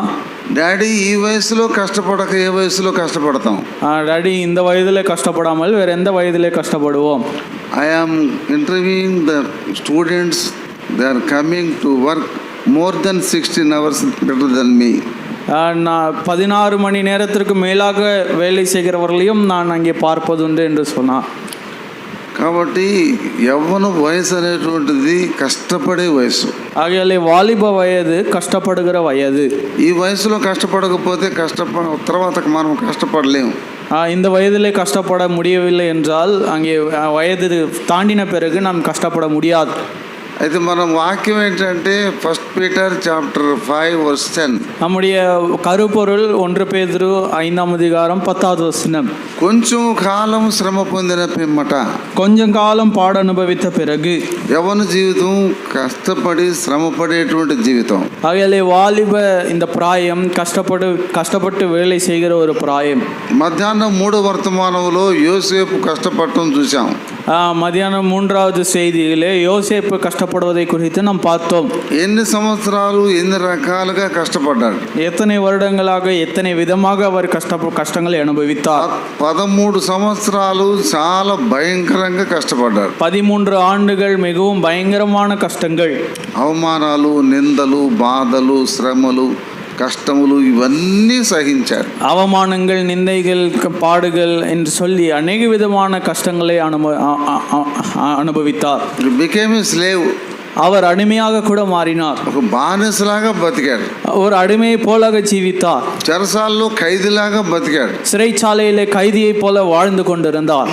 ఇదంతా కూడా లిటిల్ టైం. இதெல்லாம் கொஞ்சம் காலம் என்று வாசிக்கிறோம். కొంచెం కాలమే. கொஞ்சம் காலம். Afterwards he became the king. அதன் பிறகு அவர் ராஜாவாக மாறினார். ఫరో ఇంటికే రాజు అయినాడు. பார்வோனுடைய வீட்டிற்கே ராஜாவாய் மாறி போனார். దేశం అంతటికి రాజు అయినాడు. எகிப்து தேசத்திற்கே ராஜாவாய் மாறினார். అయితే ఈ యవనస్తుల కూడికలో ఒక యవనస్తురాలను గురించి చూద్దాం. இந்த வாலிபர் கூட்டத்திலே ஒரு வாலிபர் ஸ்திரீயை குறித்து நாம் வாசிக்கலாம். రూతు గ్రంథం 2వ అధ్యాయం 8వ వచనం. ரூத் 2ஆம் அதிகாரம் 8வது வசனம். రూతు గ్రంథం 2వ అధ్యాయం 8వ వచనం. ரூத் 2ஆம் அதிகாரம் 8வது వచనం. కుమారి నా మాట వినుము, மகளே கேள், ఈ పొలమును విడిచిపోవద్దు, பொறுக்கிக் கொள்ள வேறே வயலில் போகாமலும், నీకు దాహమునప్పుడు కుండల ఎత్తుకు పోయి నీళ్లు త్రాగుము, இவ்விடத்தை விட்டு போகாமலும் இங்கே உன் ஊழியக்கார பெண்களோடு கூடவே இரு, ఈ పనికత్తెలను వెంబడించుము. அவர்கள் பிறகே போ. దేవుడు ఈ వాక్యం మన కొరకే దీవించును గాక. கர்த்ததாமே இந்த வார்த்தைகளை நமக்கு ஆசீர்வதித்து கொடுப்பாராக. ఈమె యవనస్తురాలు. இவர்கள் வாலிபர்கள், வாலிப ஸ்ரீ. యవనస్తురాల్లో ఉన్నటువంటి 10 లక్షణాలు. வாலிபர்களுக்கு இருக்க வேண்டிய 10 குணாதிசயங்கள். ఏమిటి యవనస్తురాల్లో ఉన్నటువంటి 10 లక్షణాలు? இந்த வாலிப ஸ்ரீக்குள்ளாக இருந்த 10 குணாதிசயங்கள் தான் என்ன? తనకు భర్త లేడు, அவளுக்கு கணவர் இல்லை, తండ్రి లేడు, தாய் இல்லை, తల్లి లేదు, தகப்பன் இல்லை, బంధువులు లేరు, உறவினர்கள் இல்லை, అందరిని విడిచిపెట్టింది. எல்லாரையும் விட்டாயிற்று. దేవుని కొరకు విడిచిపెట్టింది. கர்த்தருக்காக விட்டு விட்டார்கள். ఒంటరి అయిపోయింది. தனிமையாக மாறி போனார்கள். తనకు తోడెవరు? அவர்களுக்கு துணையாக யார் இருப்பார்கள்? తన అత్త, தன்னுடைய மாமியார். ఆమె ఒక ముసలామె. அவர்கள் ஒரு முதிர்ந்தவர்கள். అయితే తను తీర్మానం చేసుకున్నటువంటి యవనరాలు. ஆனால் அவர்கள் தீர்மானத்தோட கூட காணப்படுகிற வாலிப ஸ்ரீயா இருந்தார்கள். ఒక వ్యక్తి దీవించబడాలంటే తీర్మానం చేసుకోవాలా. ஒரு நபர் அங்கே ஆசீர்வதிக்கப்பட வேண்டும் என்றால் தீர்மானத்தோட கூட காணப்பட வேண்டும். మామూలు తీర్మానం కాదు, ఖచ్చితమైన తీర్మానం. சாதாரணமான தீர்மானம் அல்ல, உறுதியான தீர்மானம். తన తల్లిని, తన తండ్రిని, తన దేశాన్ని, తన బంధువులను, తన దేవతను అన్నిటినీ ఒక్కసారి విడిచిపెట్టిన తీర్మానం. ஆகையாலே தன்னுடைய தாயையும் தகப்பனையும் தன்னுடைய தேசத்தையும் தான் இருக்கிற இடத்தையும் எல்லாவற்றையும் ஒரே முறை அங்கே விட்டு வருகிற உறுதியான தீர்மானம். తీర్మానం కూడా యవన కాలంలోనే చేయాలా. தீர்மானத்தை கூட வாலிப நாட்களிலே தான் செய்ய வேண்டும். యవన కాలంలో తీర్మానం చేయకపోతే టైం అంతా కాలం అంతా వేస్ట్ అయిపోతుంది. வாலிப నాட்களிலே తీర్మానం செய்யலை என்றால் அந்த ஜீவிய காலம் எல்லாம் விருதாவாக போய்விடும். అందుకని మొట్టమొదటిది తనలో ఉన్నటువంటి దైవ లక్షణము తీర్మానము చేస్తున్న యవనరాలు. ஆகையாலே முதலாவதாக குறிப்பிட வேண்டிய தனக்குள்ளாக காணப்பட்ட முதல் குணாதிசயம் தீர்மானம். తీర్మానం చేయటం కష్టమా? తీర్మానం ప్రకారం జీవించడం కష్టమా? தீர்மானம் செய்வது கஷ்டமா அல்லது தீர்மானத்தின் பிரகாரமாக நாம் ஜீவிப்பது கஷ்டமா? రెండు కష్టమే. இரண்டும் கஷ்டம்தான். అందుకని చాలా మంది ప్రార్థనకు వస్తారు కానీ తీర్మానం చేయరు. அது நிமித்தமாக தான் அநேகர் சபை கூட்டங்களுக்கு எல்லாம் வருவார்கள், ஆனால் தீர்மானம் செய்ய மாட்டார்கள். కొంతమంది తీర్మానం చేస్తారు కానీ భక్తి ఉండరు. ஆனால் தீர்மானம் செய்வார்கள் அநேகர், ஆனால் அவர்களுக்குள்ளாக பக்தி காணப்படாது. ఎందుకు తీర్మానం చేయలేదని చెప్పంటే బోలెడు సాకులు చెప్తారు. ஏன் தீர்மானம் எடுத்துக்கொள்ளவில்லை என்று கேட்டால் அவர்கள் அநேக சாக்குகளை சொல்லுவார்கள். తీర్మానం చేసిన వాళ్ళు కూడా బోలెడు సాకులు చెప్తారు. தீர்மானம் செய்து கொண்டவர்கள் அநேக சாக்குகளை சொல்லுவார்கள். అయితే రూతు యొక్క తీర్మానం అలాంటిది కాదు. ஆனால் ரூத்தினுடைய தீர்மானம் அப்பேற்பட்டது அல்ல. No turning back. அங்கே பின் செல்ல மாட்டேன் அல்லது பின்பதாக பார்க்க மாட்டேன். ఎన్ని పరిస్థితులు వచ్చినా, எவ்வளவு சூழ்நிலைகள் எதிர்கொண்டு வந்தாலும், ఎన్ని కష్టాలు వచ్చినా, எவ்வளவு கஷ்டங்கள் வந்தாலும் మళ్ళా వెనక్కి తల్లి తండ్రి ఊరు దేశం బంధువుల దగ్గరికి పోలేదు. ஊர் தேசம் உறவினர்கள் தாய் தகப்பன் என்று சொல்லி போகவே இல்லை. ఒక ఆడపిల్ల ఇటువంటి తీర్మానం చేస్తే మగపిల్లలకేమి? ஒரு ஸ்திரீயாலே இப்பேற்பட்ட தீர்மானம் எடுக்க முடியும் என்றால் சகோதரர்களுக்கு என்ன வந்தது? ఈ రోజున ఆడపిల్లలు కానీ మగపిల్లలు కానీ ఏమి తీర్మానం తెలుసా? இந்த நாளிலே வாலிபர்களாக இருக்கட்டும் வாலிப ஸ்திரீகளாக இருக்கட்டும் அவளுடைய தீர்மானம் என்னவென்று தெரியுமா? పెళ్లి చేసుకున్నా చెన్నైలోనే, திருமணம் செய்து கொண்டால் சென்னையிலே தான், ఉద్యోగం చేసినా చెన్నైలోనే, வேலை செய்தாலும் சென்னையிலே தான், ఏదైనా చెన్నై విడిచిపెట్టకూడదు. என்னவானாலும் சென்னையை விட்டு விடக்கூடாது. ఎంతమంది ఆడపిల్లలు మగపిల్లలు ఆ తీర్మానం చేసుకుని సస్తున్నారు. எத்தனையோ பேர் வாலிபர்கள் வாலிப ஸ்திரீகள் இப்பேற்பட்ட தீர்மானம் எடுத்துக்கொண்டு அதை அங்கே நிறைவேற்ற முடியாதபடிக்கு அவர்கள் அங்கே சாகிறார்கள். ఒక పక్క వయసు అయిపోతుంది, ஒரு பக்கம் வயதாகி போய் கொண்டிருக்கிறது, సంబంధాలు రావటం లేదు, அங்கே வரன்கள் வருவதில்லை, వచ్చిన వాళ్ళన్నిటికీ పేర్లు పెడతాం, வந்ததுக்கெல்லாம் ஒரு பெயரை வைக்கிறோம். రకరకాల సో మెనీ రీజన్స్, அநேக விதமான சாக்குகளை சொல்லுகிறோம் அதற்காக. అయితే తన దేశాన్ని, తన తల్లిని, తన తండ్రిని, తన అందరిని విడిచిపెట్టిపోయిందంటే ఏమి తీర్మానం చేసింది? ஆகையாலே தன்னுடைய தேசத்தையும் தன்னுடைய இனத்தாரையும் உறவினர்களை நண்பர்களை என்று சொல்லி எல்லாரையும் விட்டு போனார்கள் என்றால் அவர்கள் செய்த தீர்மானம் எப்பேற்பட்டது என்று பாருங்கள். ఎవరితో చేసింది తీర్మానం? யாரோட கூட இந்த தீர்மானத்தை செய்தார்கள்? దేవునితో చేసింది. தேவனோட கூட செய்தார்கள். కనుక నువ్వు మనుషులతో చేస్తే తీర్మానం ఖచ్చితంగా ఉండలేవు. ஆகையாலே மனிதர்களோட கூட தீர்மானம் செய்தோம் என்றால் தவறாமல் அதிலே நிலைத்திருக்க முடியாது. తీర్మానం చేసే విధానం ఎలాగో తెలుసా? தீர்மானம் செய்கிற விதம் என்னவென்று தெரியுமா? Book of Nehemiah chapter 10 verse 1 and 2. நெகேமியா 10ஆம் அதிகாரம் 1-2 வசனங்கள். నెహెమ్యా గ్రంథం 10వ అధ్యాయం మొదటి 2 వచనాలు. நெகேமியா 10ஆம் அதிகாரம் 1-2 வசனங்கள். చదవండి. ஒருத்தர் வாசியுங்கள். ఎవరైనా చదవండి. யாராவது ஒருத்தர் வாசியுங்கள். நெகேமியா 10ஆம் அதிகாரம் 1-2 வசனங்கள். முத்திரை போட்டவர்கள் யார் என்றால் அகலியாவின்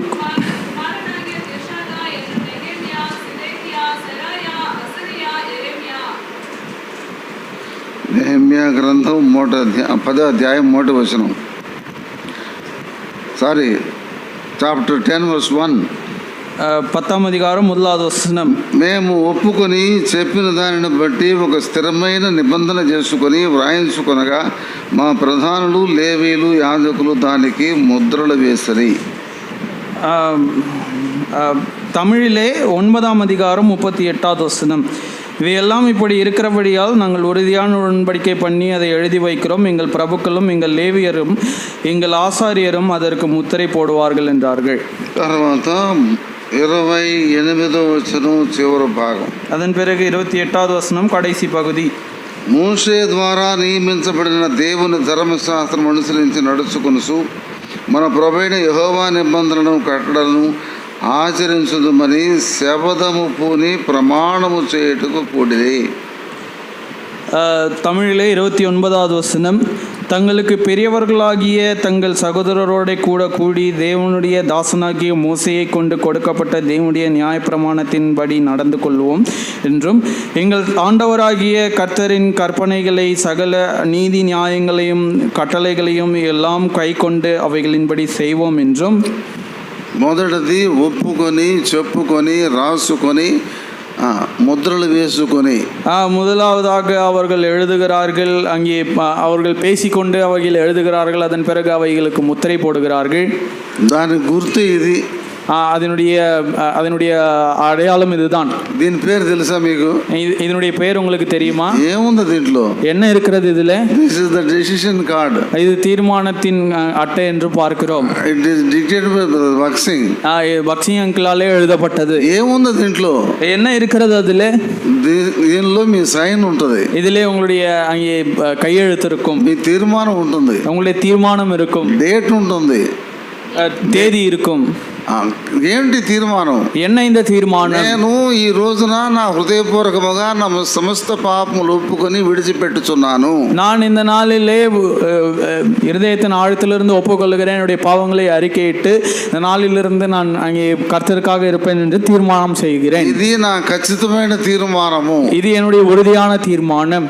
ఇది నెహెమ్యా గ్రంథం 10వ అధ్యాయం 1వ వచనం 28వ వచనం యొక్క నమూనా ఇది. ஆகையாலே நெகேமியா 9ஆம் அதிகாரம் கடைசி வசனத்திலே வாசித்தோம். அதன் பிறகு 28, 29 வாசித்தோம். இதனுடைய அடையாளம் இந்த காடு தான். ఇది మొదటి తీర్మానం. இதுதான் முதலாவது தீர்மானம். రెండవ తీర్మానం బాప్తిజం తీర్మానం. இரண்டாவது தீர்மானம் ஞானஸ்நான சாட்சி. అది దీనికంటే పెద్ద ఫార్మ్ ఉంటుంది. இதை காட்டிலும் பெரிய ஃபார்ம் ஒன்று கொடுப்பார்கள். దాంట్లో 24 కాలమ్స్ ఉంటాయి. அதில் 24 காலங்கள் இருக்கும். నువ్వు మారుమనసు ఎప్పుడు పొందావు? நீ எப்பொழுது மனம் திரும்பினாய்? కొత్తగా ఎప్పుడు జన్మించావు? எப்பொழுது புதிதாக ஜென்மித்தாய்? ఎందుకు మారుమనసు పొందావు? ஏன் மனம் திரும்பினாய்? నీకు ఎట్లా తెలుసు మారుమనసు పొందినట్టు? மனம் திரும்புதலை குறித்து உனக்கு எப்படி தெரியும்? దాని అవసరం ఏంటి? அதனுடைய தேவைதான் என்ன? ఏ వాక్యం సహాయం చేసి? எந்த వచనం உனக்கு முன்னாடி கூட విడిచిపెట్టావా? எல்லாத்தையும் விட்டு விட்டாயா? ఏమైనా ఉన్నాయా? இன்னும் ஏதாவது இருக்கிறதா? అందరితో సమాధానంగా ఉన్నావా? సమాధానத்தோட கூட இருக்கிறாயா? అందరికి ఎవరికైనా సాక్ష్యం చెప్పావా? யாருக்காவது சாட்சி சொல்லி இருக்கிறாயா? బలవంతం ఉందా? உனக்கு ஏதாவது பலவந்தம் பண்ணுகிறார்களா? ఆచారాలన్నీ వదిలిపెట్టావా? இருக்கிற உலக பிரகாரமான ஆச்சாரங்கள் எல்லாவற்றையும் விட்டு விட்டாயிற்றா? ప్రభు కొరకు ఏమైనా జీవించడానికి సిద్ధమేనా? கர்த்தருக்காக எது வேண்டுமானாலும் செய்வேன் என்கிற தீர்மானம் இருக்கிறதா? అవన్నీ అయిపోయిన తర్వాత కింద సంతకం. அவைகள் எல்லாம் முடிந்த பிறகு கீழே கையெழுத்து போட வேண்டும். దానికి మళ్ళీ సాక్ష్యం. அதன் பிறகு சாட்சி. కాబట్టి తీర్మానం అనేటువంటిది ఎంత ఖచ్చితంగా ఉండాలో చూడండి. ஆகையால் நம்முடைய தீர்மானம் எவ்வளவு உறுதியாக காணப்பட வேண்டும் என்று பாருங்கள். ఇది రూతు జీవితంలో జరిగినటువంటి తీర్మానం. இது ரூத் ஜீவிதத்திலே நடந்த தீர்மானம். ఈ తీర్మానమే దేవుని ఆశీర్వాదం. இந்த தீர்மானம் தான் கர்த்தருடைய ஆசீர்வாதமாக மாறினது. తీర్మానం లేకపోతే రూతు గ్రంథం లేదు. தீர்மானம் இல்லை என்றால் ரூத்து என்கிற அந்த புத்தகமே இருந்திருக்காது. యేసుప్రభు వంశావళిలోకే రాదు. இயேசு கிறிஸ்துவனுடைய அந்த வம்ச வரலாறுக்குள்ளாகவே அவர்கள் வந்திருக்க மாட்டார்கள். మోయాబులోనే ఓర్పతోటి ఉండిపోయేది. மோவாபிலேயே அவர்கள் இருந்திருப்பார்கள். కాబట్టి రూతు యొక్క తీర్మానం మామూలు తీర్మానం కాదు. ஆகையால் ரூத்தினுடைய தீர்மானம் சாதாரணமான தீர்மானம் அல்ல. తీర్మానం చేసిన తర్వాత ఉంది కథ. தீர்மானம் எடுத்த பிறகு இருக்கிறது கதை. ఏంది కథ? என்ன அந்த கதை? విడిచిపెట్టాలి ప్రాక్టికల్ గా. நாம் அதை விட்டுவிட வேண்டும் அங்கே வாழ்க்கையிலே. ఇప్పుడు ప్రాక్టికల్ గా విడిచిపెడుతుంది. அவர்கள் அவருடைய ஜீவியத்திலே கூட அவைகளை விட்டுவிடுகிறார்கள். అందరిని విడిచిపెడుతుంది. எல்லாரையும் விட்டு விடுகிறார்கள். అందుకనే దైవ వాక్యములో రూతు గ్రంథం 3వ అధ్యాయం. ஆகையால் தான் வேதாகமத்திலே நாம் வாசித்தோம் ரூத்து 1ஆம் அதிகாரம் 16-17. 16-17. తీర్మానము చేసిన యవనురాలు. அவர்கள் தீர்மானத்தை எடுத்த வாலிப ஸ்ரீயா இருக்கிறார்கள். రూతు గ్రంథం 3వ అధ్యాయం. ரூத்து 1ஆம் அதிகாரம் 21-22. 21-22. మోయాబును విడిచిన యవనురాలు. மோவாபை விட்டு வந்த வாலிப ஸ்ரீ. మూడవది బెత్లెహేము చేరిన యవనురాలు. மூன்றாவதாக பெத்லெகேமிலே சேர்ந்த வாலிப ஸ்ரீ. ఇప్పుడు తీర్మానం చేయటం ఎంత కష్టమో తీర్మానం ప్రకారం జీవించడం అంత కష్టం. ஆகையாலே நாம் தீர்மானிப்பதே மிகவும் கடினமாக இருந்தால் தீர்மானித்த பிறகு தீர்மானத்தை நாம் அவ்விதமாகவே செய்வது அது இன்னமும் கூட கடினமாக இருக்கும். ఇప్పుడు తీర్మానం చేసిన తర్వాత దేవుడు నడిపిస్తున్నాడు. இப்பொழுது தீர்மானித்த பிறகு கர்த்தர் வழி நடத்துகிறார். స్టెప్ బై స్టెప్ దేవుడు నడిపిస్తున్నాడు. அங்கே ஒவ்வொரு காரியத்திலையும் கூட ஒவ்வொரு படியாக கர்த்தர் நமக்கு சொல்லி கொடுத்து வருகிறார். తీర్మానం చేసుకుంటే వచ్చే ఆశీర్వాదం ఏంటంటే தீர்மானிக்கிறதின் மூலமாய் வருகிற ஆசீர்வாதம் என்னவென்றால் నువ్వు దేవుని చేతిలోకి వస్తావు. கர்த்தருடைய கரங்களுக்குள்ளாக நாம் வருவோம். నువ్వు దేవుని బిడ్డ అవుతావు. நாம் கர்த்தருடைய பிள்ளைகளாய் மாறுகிறோம். నీ బాధ్యత అంతా దేవుడు తీసుకుంటాడు. நம்முடைய பொறுப்பை எல்லாம் கர்த்தர் ஏற்றுக்கொள்கிறார். నీ భవిష్యత్తు, నీ ఆలోచనలు, నీ కార్యాలు, నీ తలంపులు అన్నీ దేవుడు నడిపిస్తాడు. ஆகையாலே நம்முடைய எதிர்காலம் நம்முடைய தேவை எல்லாவற்றையும் கூட தேவன் சந்திக்கிறார். బోలెడు వాగ్దానాలు ఉన్నాయి. அநேக వాగ్దానங்கள் இருக்கிறது. 48వ కీర్తన 14వ వచనం. 48ஆம் சங்கீதம் 14வது வசனம். ఈ దేవుడు మనకు సదాకాలము దేవుడై ఉన్నాడు, మరణ పర్యంతం ఆయన మనల్ని నడిపించును. இந்த தேவன் நமக்கு சதா காலங்களிலும் தேவனாய் இருப்பார், மரண பரியந்தம் அவர் நம்மை வழி நடத்துவார். మత్తయి 28:20. மத்தேயு 28:20. ఇదిగో సదాకాలం నేను మీతో కూడా ఉన్నాను. இதோ சதா காலங்களிலும் உங்களோட கூட இருக்கிறேன் என்று சொல்லுகிறார். 13:5. எபிரேயர் 13ஆம் அதிகாரம் 5வது வசனம். నిన్ను ఎన్నడను విడవను, ఎన్నడను ఎడబాయను. உன்னை விட்டு விலகுவதும் இல்லை, கைவிடுவதும் இல்லை. అటువంటి వాగ్దానాలు దేవుడు ఇచ్చాడు. அப்பேற்பட்ட வாக்குத்தத்தங்களை தேவன் கொடுத்தார். యెషయా గ్రంథం 58వ అధ్యాయం 11వ వచనం. ஏசாயா 58ஆம் அதிகாரம் 11வது வசனம். I will guide you continually. உன்னை நான் தொடர்ந்து வழி நடத்துவேன் என்று சொல்லுகிறார். నేను నిన్ను ఆదుకొందును. நான் உன்னை அங்கே ஆதரிப்பேன் என்று சொல்லுகிறார். నిన్ను బలపరుస్తాను. உன்னை பலப்படுத்துவேன் என்று சொல்லுகிறார். దిగులు పడద్దు. நீ కవலைపడ வேண்டாம். కుడి చేతిని పట్టుకొనుచున్నాను. அவனுடைய వలకరத்தை பிடித்துக் கொண்டிருக்கிறேன். యెషయా 41:10. ஏசாயா 41:10. ఇప్పుడు 3 విషయాలు చూసాం. இப்பொழுது 3 காரியங்களை பார்த்தோம். బెత్లెహేము చేరిన యవ్వనురాలు. பெத்லகேம் சேர்ந்த வாலிப ஸ்ரீ. బెత్లెహేము అంటే ఫెలోషిప్. பெத்லகேம் என்றால் ஐக்கியம். House of God. அது கர்த்தருடைய வீடு. House of bread. அப்பத்தின் வீடு. రొట్టెల ఇల్లు. அப்பத்தின் வீடா இருக்கு. దేవుని ఇల్లు. தேவனுடைய வீடா இருக்கு. ప్రభువు నివసించే ఇల్లు. கர்த்தர் வாசம் பண்ணுகிற இடம். అక్కడికి చేరింది రూతు. அங்கே சேர்ந்திருக்கிறார்கள் இந்த ரூத். నువ్వు మారుమనసు పొంది நீ மனம் திரும்பி తీర్మానం చేసుకుని தீர்மானம் எடுத்துக்கொண்டு విడిచిపెట్టిన తర్వాత விட்டுவிட்ட பிறகு నువ్వు తప్పనిసరిగా సంఘంలో చేరాలా. தவறாமல் சபையிலே சேர்க்கப்பட வேண்டும். సహవాసంలో చేరాలి. ஐக்கியத்திலே சேர்க்கப்பட வேண்டும். సహవాసంలో చేరితే దేవుడు నిన్ను బలపరుస్తాడు. இந்த ஐக்கியத்திலே சேரும் பொழுது கர்த்தர் நம்மை பலப்படுத்துகிறவராய் இருப்பார். సహవాసంలో నిన్ను సిద్ధపరుస్తాడు దేవుడు. ஐக்கியத்திலே நம்மை சித்தப்படுத்துகிற தேவனாய் இருப்பார். సహవాసం అంతా నీ కోసం ప్రార్థన చేస్తుంది. நம்முடைய சபையினுடைய ஐக்கியம் எல்லாம் நமக்காக ஜெபிக்கும். నీకు తోడుగా ఉంటుంది. எனக்கு துணையாக இருக்கும். బలపరుస్తుంది. என்னை பலப்படுத்துகிறதா இருக்கும். ఆదరిస్తుంది. என்னை ఆదరిக்கிறதா இருக்கும். నిన్ను దేవుని కొరకు ఉపయోగపడే సాధనంగా చేస్తుంది సహవాసం. தேவன் பயன்படுத்துகிற சாதனமாக நம்மை மாற்றுகிறதா இருக்கும். ఇప్పుడు 3 అయిపోయినాయి. இப்பொழுது నాలుగవதாக రూతు గ్రంథం ரூத்துவினுடைய புஸ்தகம் 2వ అధ్యాయం 2ஆம் அதிகாரம் 2వ వచనం 3వ వచనం. 2-3 వచనங்கள். అమ్మా నీ సెలవైనడలా నేను పోయి పరిగె ఏరుకొని వచ్చేదను. நான் வயல்வெளிக்கு போய் யாருடைய கண்களில் எனக்கு தயவு கிடைக்குமோ அவர்கள் பிறகு கதிர்களை பொறுக்கி கொண்டு வருகிறேன். నీ సెలవైన ఎడల నేను పోయి పొలంలోనికి పరిగె ఏరుకొని వచ్చేదను. ஆகையாலே எனக்கு அனுமதி கொடுக்கப்பட வேண்டும் என்றால் விதமாய் நான் போய் கதிர்களை பொறுக்கி கொண்டு வருவேன் என்று அவர்கள் கேட்கிறார்கள். యవనరాలు ఇంట్లో నుంచి బయటకు పోవాలంటే she has to take her mother in law's permission. ஆகையாலே ஒரு வாலிப ஸ்ரீ வீட்டை விட்டு வெளியே போக வேண்டும் என்றால் அவர்கள் அங்கே மாமியாரிடத்திலிருந்து அனுமதி பெற்றுக்கொள்ள வேண்டும். மே ஐ கோ, மே ஐ லீவ், நான் போக வேண்டும், அங்கே நான் போகலாமா, நான் கிளம்பலாமா என்று கேட்க வேண்டும். ఏమిటిది? என்ன இது? Respect the elders and respect the elder ones. மூப்பர்களை நாம் கனப்படுத்துகிறவர்களாய் காணப்பட வேண்டும். పెద్దలను గౌరవించడం, மூப்பர்களை கனப்படுத்துகிறவர்களாய் இருக்க வேண்டும். పెద్దలకు మర్యాద ఇవ్వటం, மரியாதை கொடுக்க வேண்டும். ఈ రోజుల్లో కనీసం పెద్దలకు మర్యాదే లేదు. இந்த நாட்களிலே மூப்பர்களுக்கு மரியாதையே இல்லை. పెద్దలకు ఇచ్చే మర్యాదే తెలియదు చాలా మందికి. மூப்பர்களுக்கு கொடுக்க வேண்டிய மரியாதை தான் என்னவென்றும் கூட தெரியாது. అట్లీస్ట్ ఫాదర్ మదర్ కూడా మర్యాద ఇవ్వటం వల్ల పిల్లలు, தாய் தகப்பன்மார்களுக்கும் கூட மரியாதை கொடுப்பதில்லை நம்முடைய பிள்ளைகள். ఇంట్లో నుంచి పోయేటప్పుడు చెప్పకుండా పోతారు. வீட்டிலிருந்து போகும் பொழுது சொல்லாமலே போவார்கள். ఒకవేళ పొరపాటున అడిగిందనుకో మమ్మీ ఆర్ డాడీ, தவறாமல் ஏதோ கேட்டு விட்டார்கள் என்று வைத்துக் கொள்ளலாம். தாய் ఎక్కడికమ్మా పోయేది? எங்கே போகிறாய்? ఇక్కడికే. இங்கதான். మళ్ళీ అడిగితే ఇక్కడికే. மறுபடியும் கேட்டால் இங்கதான் போகிறேன். ఇప్పుడు మూడోసారి అడిగితే అప్పుడు చెప్తారు. மூன்றாவது முறை கேட்கும் பொழுது சொல்லுவார்கள் ఫ్రెండ్ దగ్గరికి. நண்பனிடத்துல போகிறேன். ఏ ఫ్రెండ్? బాయ్ ఫ్రెండ్, గర్ల్ ఫ్రెండా? எந்த நண்பன்? அங்கே பாய் ஃப்ரெண்டா கேர்ள் ஃப்ரெண்டா? ఇది పరిస్థితి, இதுதான் சூழ்நிலை. అయితే రూత్ జీవితంలో జరిగినటువంటి కార్యం ఏంటంటే మే ఐ గో.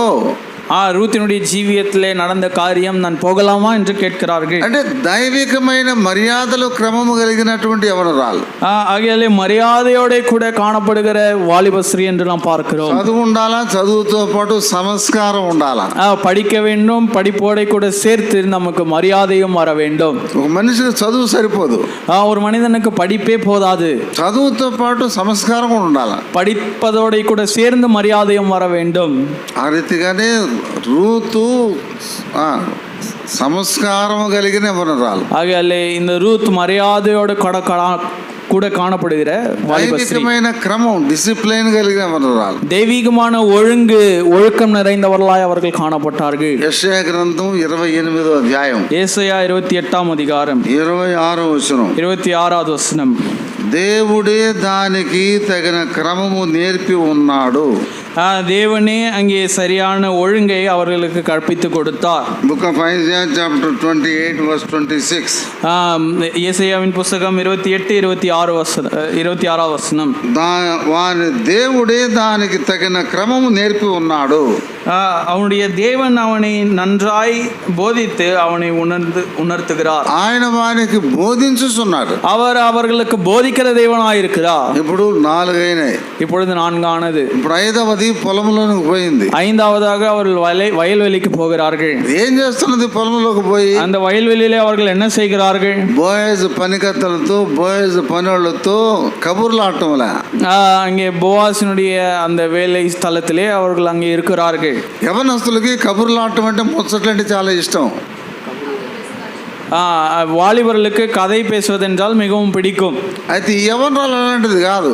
ஆனால் இந்த வாலிப ஸ்ரீ அப்பேற்பட்டவர்கள் அல்ல. ఉదయం నుంచి సాయంకాలం దాకా, காலையிலிருந்து மாலை வரைக்குமாக, యవల కోత ఆరంభం నుంచి యవల కోత ముగించే వరకు, அந்த வயல்வெளியில கதிர்களை பொறுக்குவது ஆரம்பிப்பது முதற்கொண்டு முடியும் வரைக்குமாக, no halt, no break, no rest. எந்த விதமான பேச்சும் இருக்காது. அவர்கள் ஓய்வும் எடுத்துக்கொள்ள மாட்டார்கள். ఆడపిల్ల వయసులో ఎట్లా కష్టపడుతుందో చూడండి. அவர்கள் வாலிப ஸ்ரீ அவர்களுடைய வயதிலே எவ்வளவு கஷ்டப்படுகிறார்கள் என்று பாருங்கள். Whole day she is working. முழு நாளும் வேலை செய்கிறார்கள். ఎంత ఎండ కాస్తుంది, எவ்வளவு வெயில் அடிக்கும். రూత్ అంటే what is the meaning of Ruth? Ruth என்றால் அதனுடைய அர்த்தம் என்ன? It's beautiful. அழகானவர்கள்.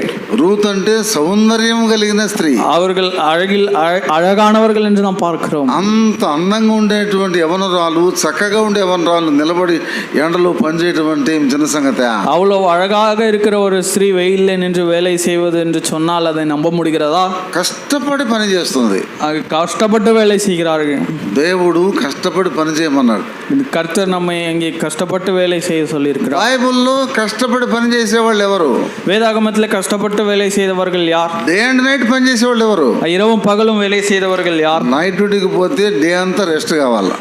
இரவு வேலைக்கு போனால் ஒரு நாள் முழுவதுமாக ரெஸ்ட் வேண்டும். పగలు పనికి పోతే రాత్రికి రెస్ట్ కావాలి. பகலிலே வேலைக்கு போனால் இரவு முழுவதுமாக நமக்கு ரெஸ்ட் வேண்டும். அது బైబిల్లో విశ్రాంతి లేకుండా పని చేసేవాళ్ళు ఉన్నారు.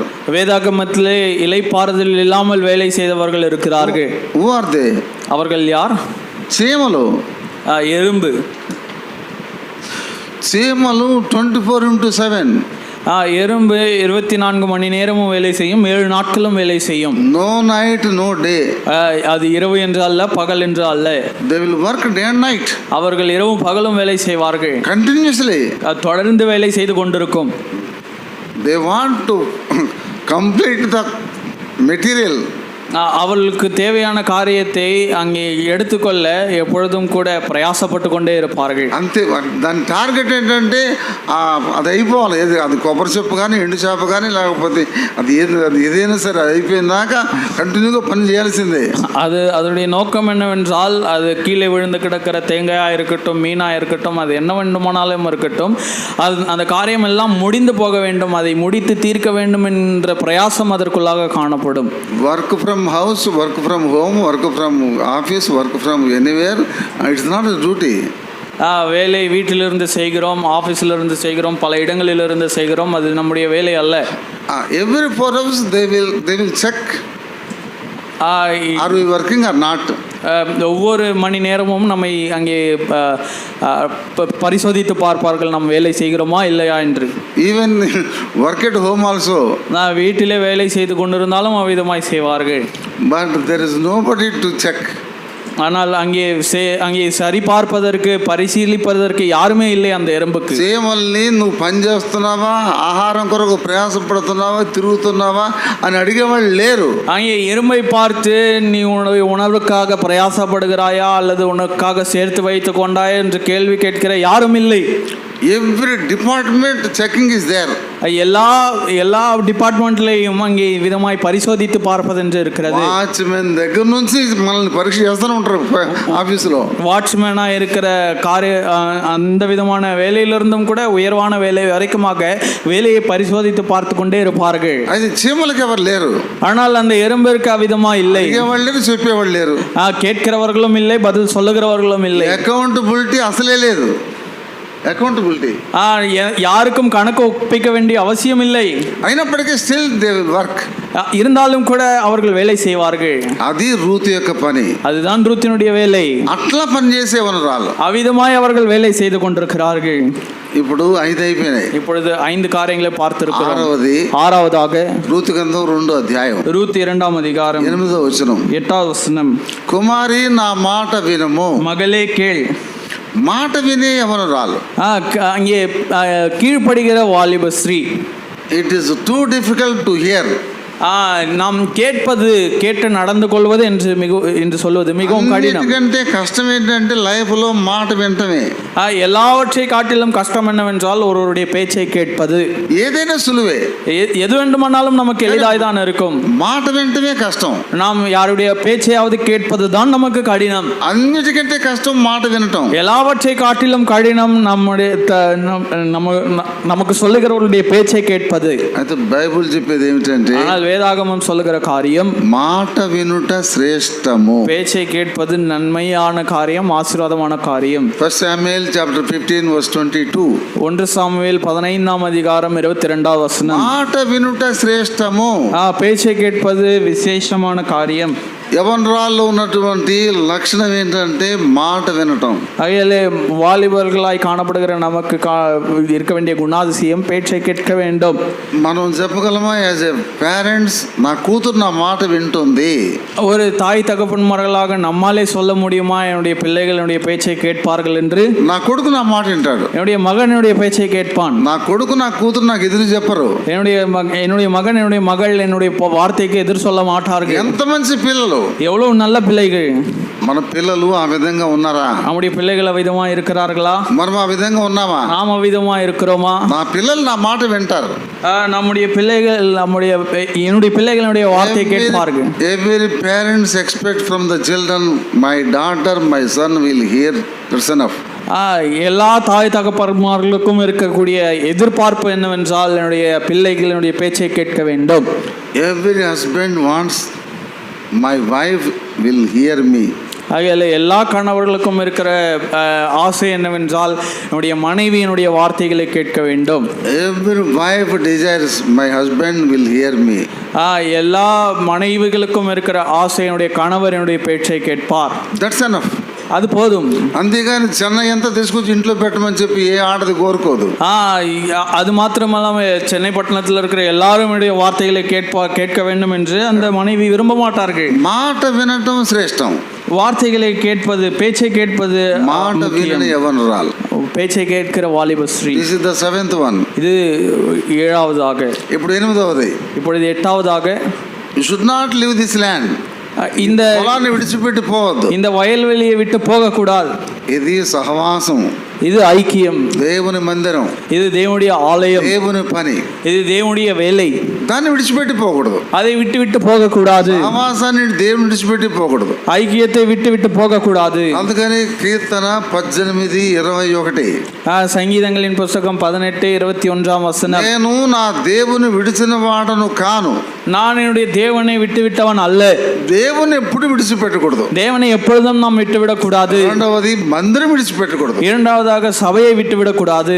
Book of Nehemiah chapter 10 last part. Nehemiah 10ஆம் அதிகாரம் கடைசி வசனம் 39. 39வது మా வசனம். దేవుని మందిరమును మేము విడిచిపెట్టము. எங்களுடைய ஆலயத்தை நாங்கள் விட்டுவிட மாட்டோம். దేవుని మందిరాన్ని విడిచిపెట్టకూడదు. தேவனுடைய ஆலயத்தை நாம் விட்டுவிடக்கூடாது. దేవుణ్ణి విడిచిపెట్టకూడదు. தேவனை விட்டுவிடக்கூடாது. మందిరం విడవకూడదు. ஆலயத்தை விட்டுவிடக்கூடாது. దేవుణ్ణి విడవకూడదు. தேவனையும் விட்டுவிடக்கூடாது. ఇప్పుడు రూతు పొలాన్ని విడిచిపెట్టి పోకూడదు. இப்பொழுது ரூத் அங்கே ஆலயத்தை அந்த இடத்தை விட்டு போகக்கூடாது. పొలాన్ని విడిచిపెట్టి పోలేదు. அந்த வயல்வெளியை அவர்கள் விட்டு போகவில்லை. పొలమును విడువని యవ్వనురాలు, அந்த வயல்வெளியை விட்டுவிடாத வாலிப ஸ்திரீ. ఇప్పుడు 8 అయినాయి. இப்பொழுது 8 ஆனது. ఇప్పుడు 9. இப்பொழுது 9வதாக. కుండల దగ్గరికి పోయి నీళ్లు తాగు అన్నది చెప్తున్నాడు. அந்த பானைகள் அண்டையில போய் நீ பருகு குடி என்று சொல்லுகிறார்கள். బోయసు పొలం చుట్టూ పొలాలు ఉన్నాయి. போவாசனுடைய வயல்வெளி சுற்றிலும் இருக்கிறது. పొలాల్లో కుండలు కూడా ఉన్నాయి. அந்த வயல்வெளிகளிலே பானைகளிலே தண்ணீரும் இருக்கிறது. ఇప్పుడు రూతుకు దప్పికైతే ఎక్కడికి పోయి తాగాల? இப்பொழுது ரூத்துக்கு தாகம் எடுத்தால் எங்கே போய் குடிக்க வேண்டும்? ఈ పొలంలో నీళ్ళే తాగాలి. இந்த வயல்வெளியினுடைய தண்ணீரை தான் குடிக்க வேண்டும். இந்த பானைகள் அண்டையிலே தான் குடிக்க வேண்டும். వేరే కుండల్లో నీళ్ళు మంచివి కదా, ఈ కుండల్లో నీళ్ళే మంచివి. வேறே பானைகளில் இருக்கிற தண்ணீர் நல்லதல்லவா, இந்த பானையில் இருக்கிற தண்ணீர் நல்லதா என்று கேள்வி கேட்கக்கூடாது. బాక్సింగ్ గారికి ఏం చెప్పాడంటే దేవుడు, you should not join any denomination or organisation అన్నాడు. அங்கே பக்சிங் அங்கிள் சொன்ன காரியம் என்னவென்றால் பிற சபைகளுக்கு நாம் செல்லக்கூடாது, பிற அங்கே வேலைகளும் அவ்விதமாக தான் நாம் தேர்ந்தெடுக்க வேண்டும் என்று. ఎందుకు చెప్పాడు దేవుడు బక్సింగ్ గారికి? ஏன் பக்சிங் அங்கிளுக்கு தேவன் அவ்விதமாய் வெளிப்படுத்தினார்? అప్పటికే CSI, SPG, Lutheran, Roman Catholic, తర్వాత Andhra Baptist, Telugu Baptist, Canadian Baptist சொல்லுங்க. சிஎஸ்ஐ, ரோமன் கேத்தலிக், அதுக்கப்புறம் தெலுங்கு பாப்டிஸ்ட், ஆந்திரா பாப்டிஸ்ட் என்று சொல்லி அநேக சபைகள் அந்த நாட்களில் இருந்தது. லூதரன் சபைகள் எல்லாம். You should not join. அந்த டினாமினேஷன்களில் நாம் சேரக்கூடாது. Why God has told the Baksing? ஏன் பக்சிங் அங்கிளுக்கு அவ்விதமாய் சொன்னார்? What is the reason? அதனுடைய காரணம் தான் என்ன? మనం అంటాం మన పిల్లలతోటి, நாம் நம்முடைய பிள்ளைகளோட கூட சொல்லி கொண்டிருப்போம், ఆ పిల్లలతో మాట్లాడవాక, ఆ పిల్లడి దగ్గరికి పోవాక, వాళ్ళకి ఫోన్ చేయవాక, వాళ్ళతో సహవాసం చేయవాక అంటాం. அந்த பிள்ளைகளோட நீ போகாதே, அவளோட கூட ஐக்கியம் கொள்ளாதே, அவளோட கூட பேசாதே என்று நாம் பிள்ளைகளோட கூட சொல்லுவோம். మన పిల్లలు ఏమంటారు తెలుసా? நம்முடைய பிள்ளைகள் என்னவென்று சொல்லுவார்கள்? డాడీ సాడిస్ట్, என்னுடைய தகப்பனார் மிகவும் அங்கே, మా మమ్మీ ఈ రోజుల్లో ఉండాల్సింది కాదు, என்னுடைய தாய் இந்த நாட்களில் இருக்க வேண்டியவர்கள் அல்ல. They feel like that. அவர்கள் அவிதமாய் உணர்கிறவர்களா இருப்பார்கள். నష్టం ఏంటో వాళ్ళ తల్లిదండ్రులకు తెలుసు, நஷ்டம் என்னவென்று தாய் தகப்பன்மார்களுக்கு అలాగే தெரியும். భక్సింగ్ గారికి ఫెలోషిప్ల సంగతి తెలియదు. அவிதமாக பக்சி அங்கிளுக்கு பிற சபைகளில் இருக்கிற ஐக்கியம் பற்றி தெரியும், దేవునికి తెలుసు, தேவனுக்கு தெரியும். అందుకనే దేవుడు చెప్పాడు యు షుడ్ నాట్ జాయిన్. அது నిమిత్తமாக தான் தேவன் சொன்னார், நீ அந்த பிற சபைகளுடைய கூட போய் சேரக்கூடாது. మందిరాలు ఉంటాయి, நம்மை சுற்றிலும் சபைகள் இருக்கும், సంఘాలు ఉంటాయి, சபைகள் இருக்கும், హాస్టల్ ఉంటారు, ஹாஸ்டல் என்றும் கூட இருக்கும். బాగా చెప్పే పాస్టర్లు, பாஸ்டர்ஸ் எல்லாம் இருப்பார்கள், நன்றாக పాస్టర్లు, ரெவரண்ட் பிஷப் என்று சொல்லி இருப்பார்கள். సో మచ్ குவாலிஃபிகேஷன்ஸ், அவர்கள் ரெவரண்ட் பிஷப் என்று சொல்லி விதமான தேர்ச்சி பெற்றவர்கள் என்றெல்லாம் இருப்பார்கள். What is the difference between our fellowship and other fellowships? நம்முடைய ஐக்கியத்திற்கும் பிற சபையினுடைய ஐக்கியத்திற்கும் இருக்கிற வித்தியாசம் தான் என்ன? We have to know. We have to know. நாம் அறிந்து கொண்டிருக்க வேண்டும். This is the reason. இதுதான் காரணம். Please kindly read in the word of God. வசனத்தை வாசியுங்கள். 2 కొరింథీ పత్రిక 2వ అధ్యాయం 17వ వచనం. 2 కొరింథీయர் 2:11வது வசனம். 2 కొరింథీ పత్రిక 2వ అధ్యాయం 2 కొరింథీయర్ 2:11. 2 కొరింథీ పత్రిక 2:17. 2 కొరింథీయర్ 2:17வது வசனம். 17.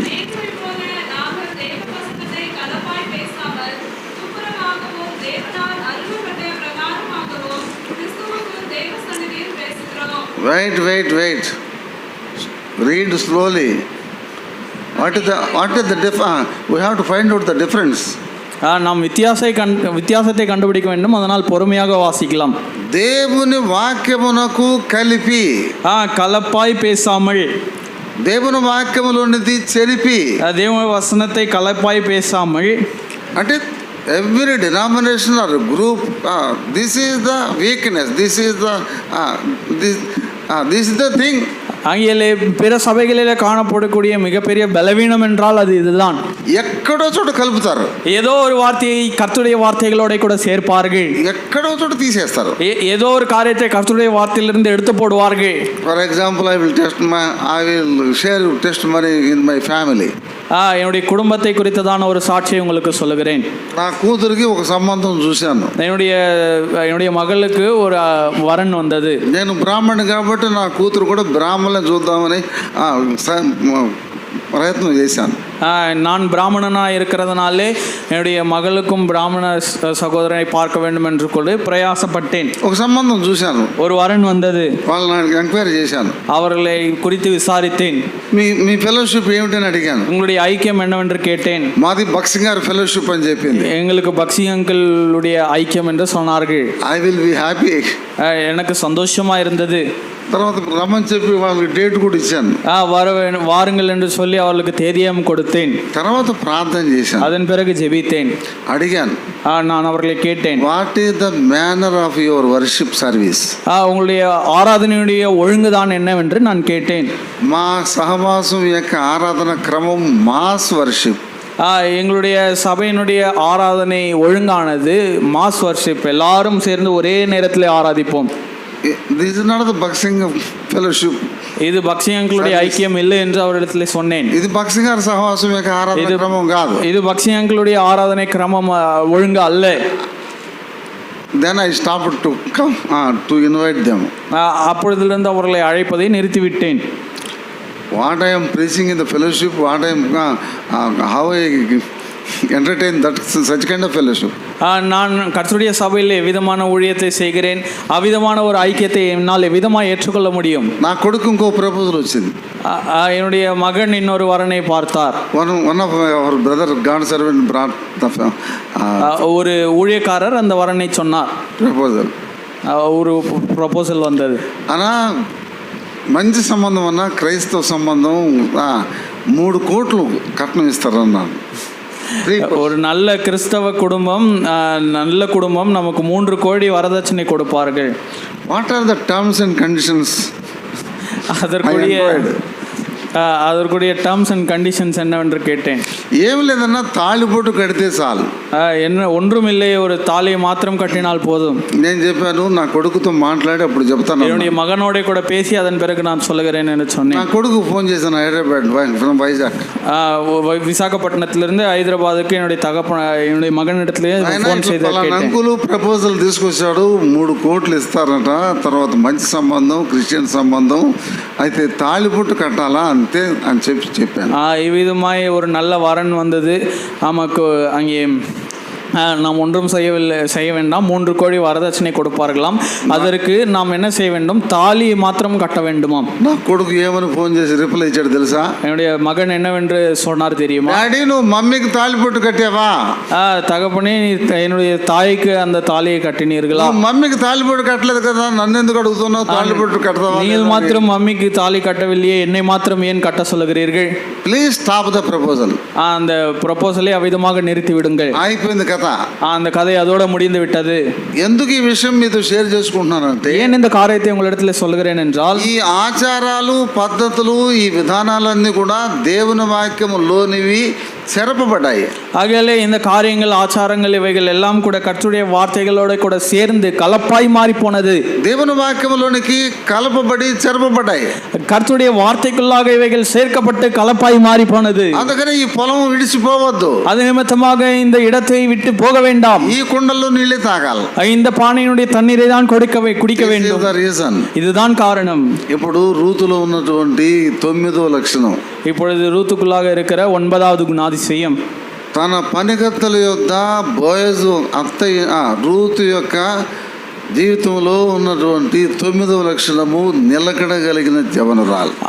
அந்த வயல்வெளியிலே அந்த ரூத்தினுடைய 9வது குணாதிசயம் எப்பேற்பட்டது என்றால், நிலையுள்ளவர்களாய் அவர்கள் காணப்பட்டார்கள், நிலைத்திருந்தவர்களாய் இருந்தார்கள்.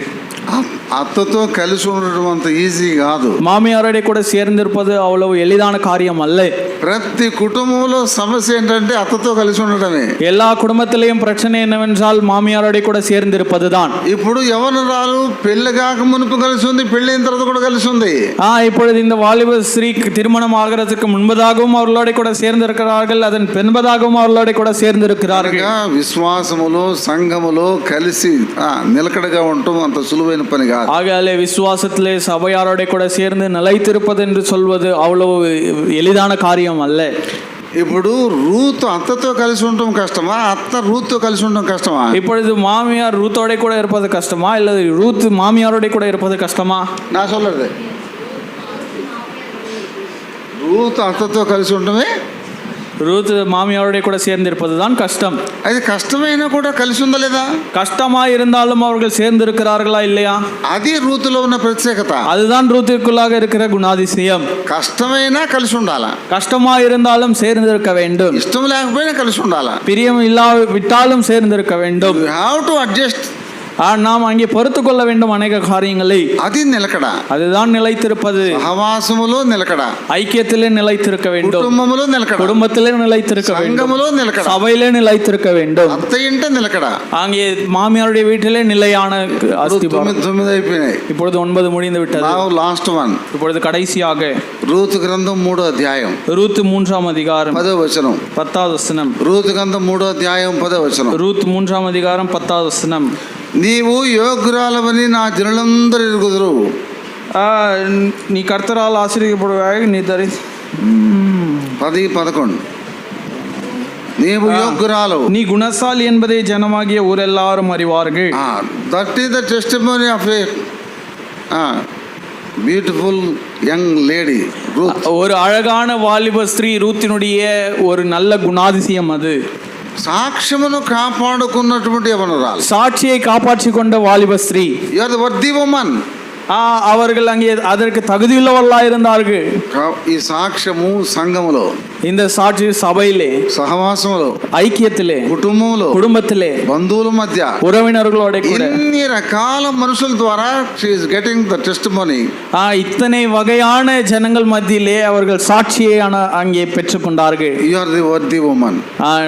அங்கே அதற்குண்டான பாத்திரமாயும் அவர்கள் இருந்தார்கள். వీటన్నిటి యొక్క ఫలితం ఏమిటి? இதனுடைய பலன்தான் என்ன? ఇన్ని రకాల లక్షణాలు కలిగిన యవనరాలు యొక్క జీవితంలో వచ్చిన ధన్యత ఏమిటి?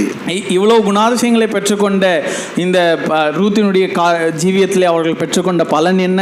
రూతు గ్రంథం 4వ అధ్యాయం 10వ వచనం. ரூத்து 4వ அதிகாரம் 10వ వచనం. మోయాబురాలు రూతును నేను వివాహము చేసుకొనుచున్నాను.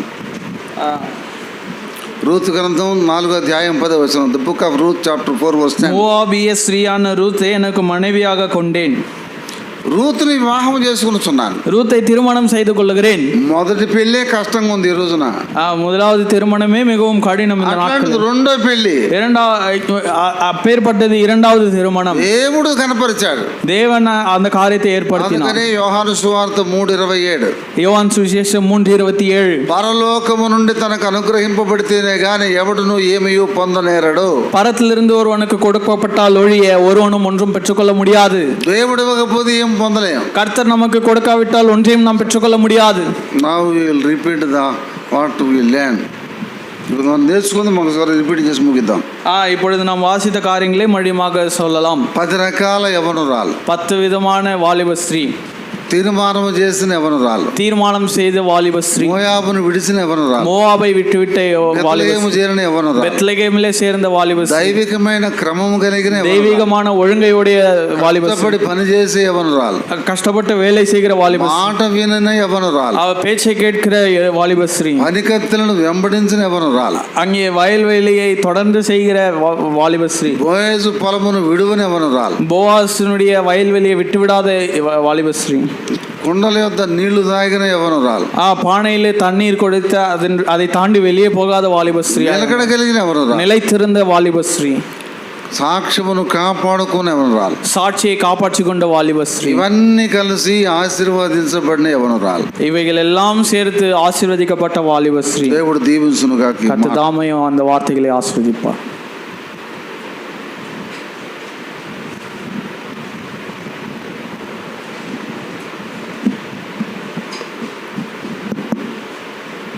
நான் ஒரு 5 நிமிடம் பேச விரும்புகிறேன். இந்த செய்தியினுடைய சென்டர் பாயிண்ட் என்னன்னு சொல்ல முடியுமா? இன்றைக்கு கேட்ட செய்தியினுடைய சென்டர் பாயிண்ட்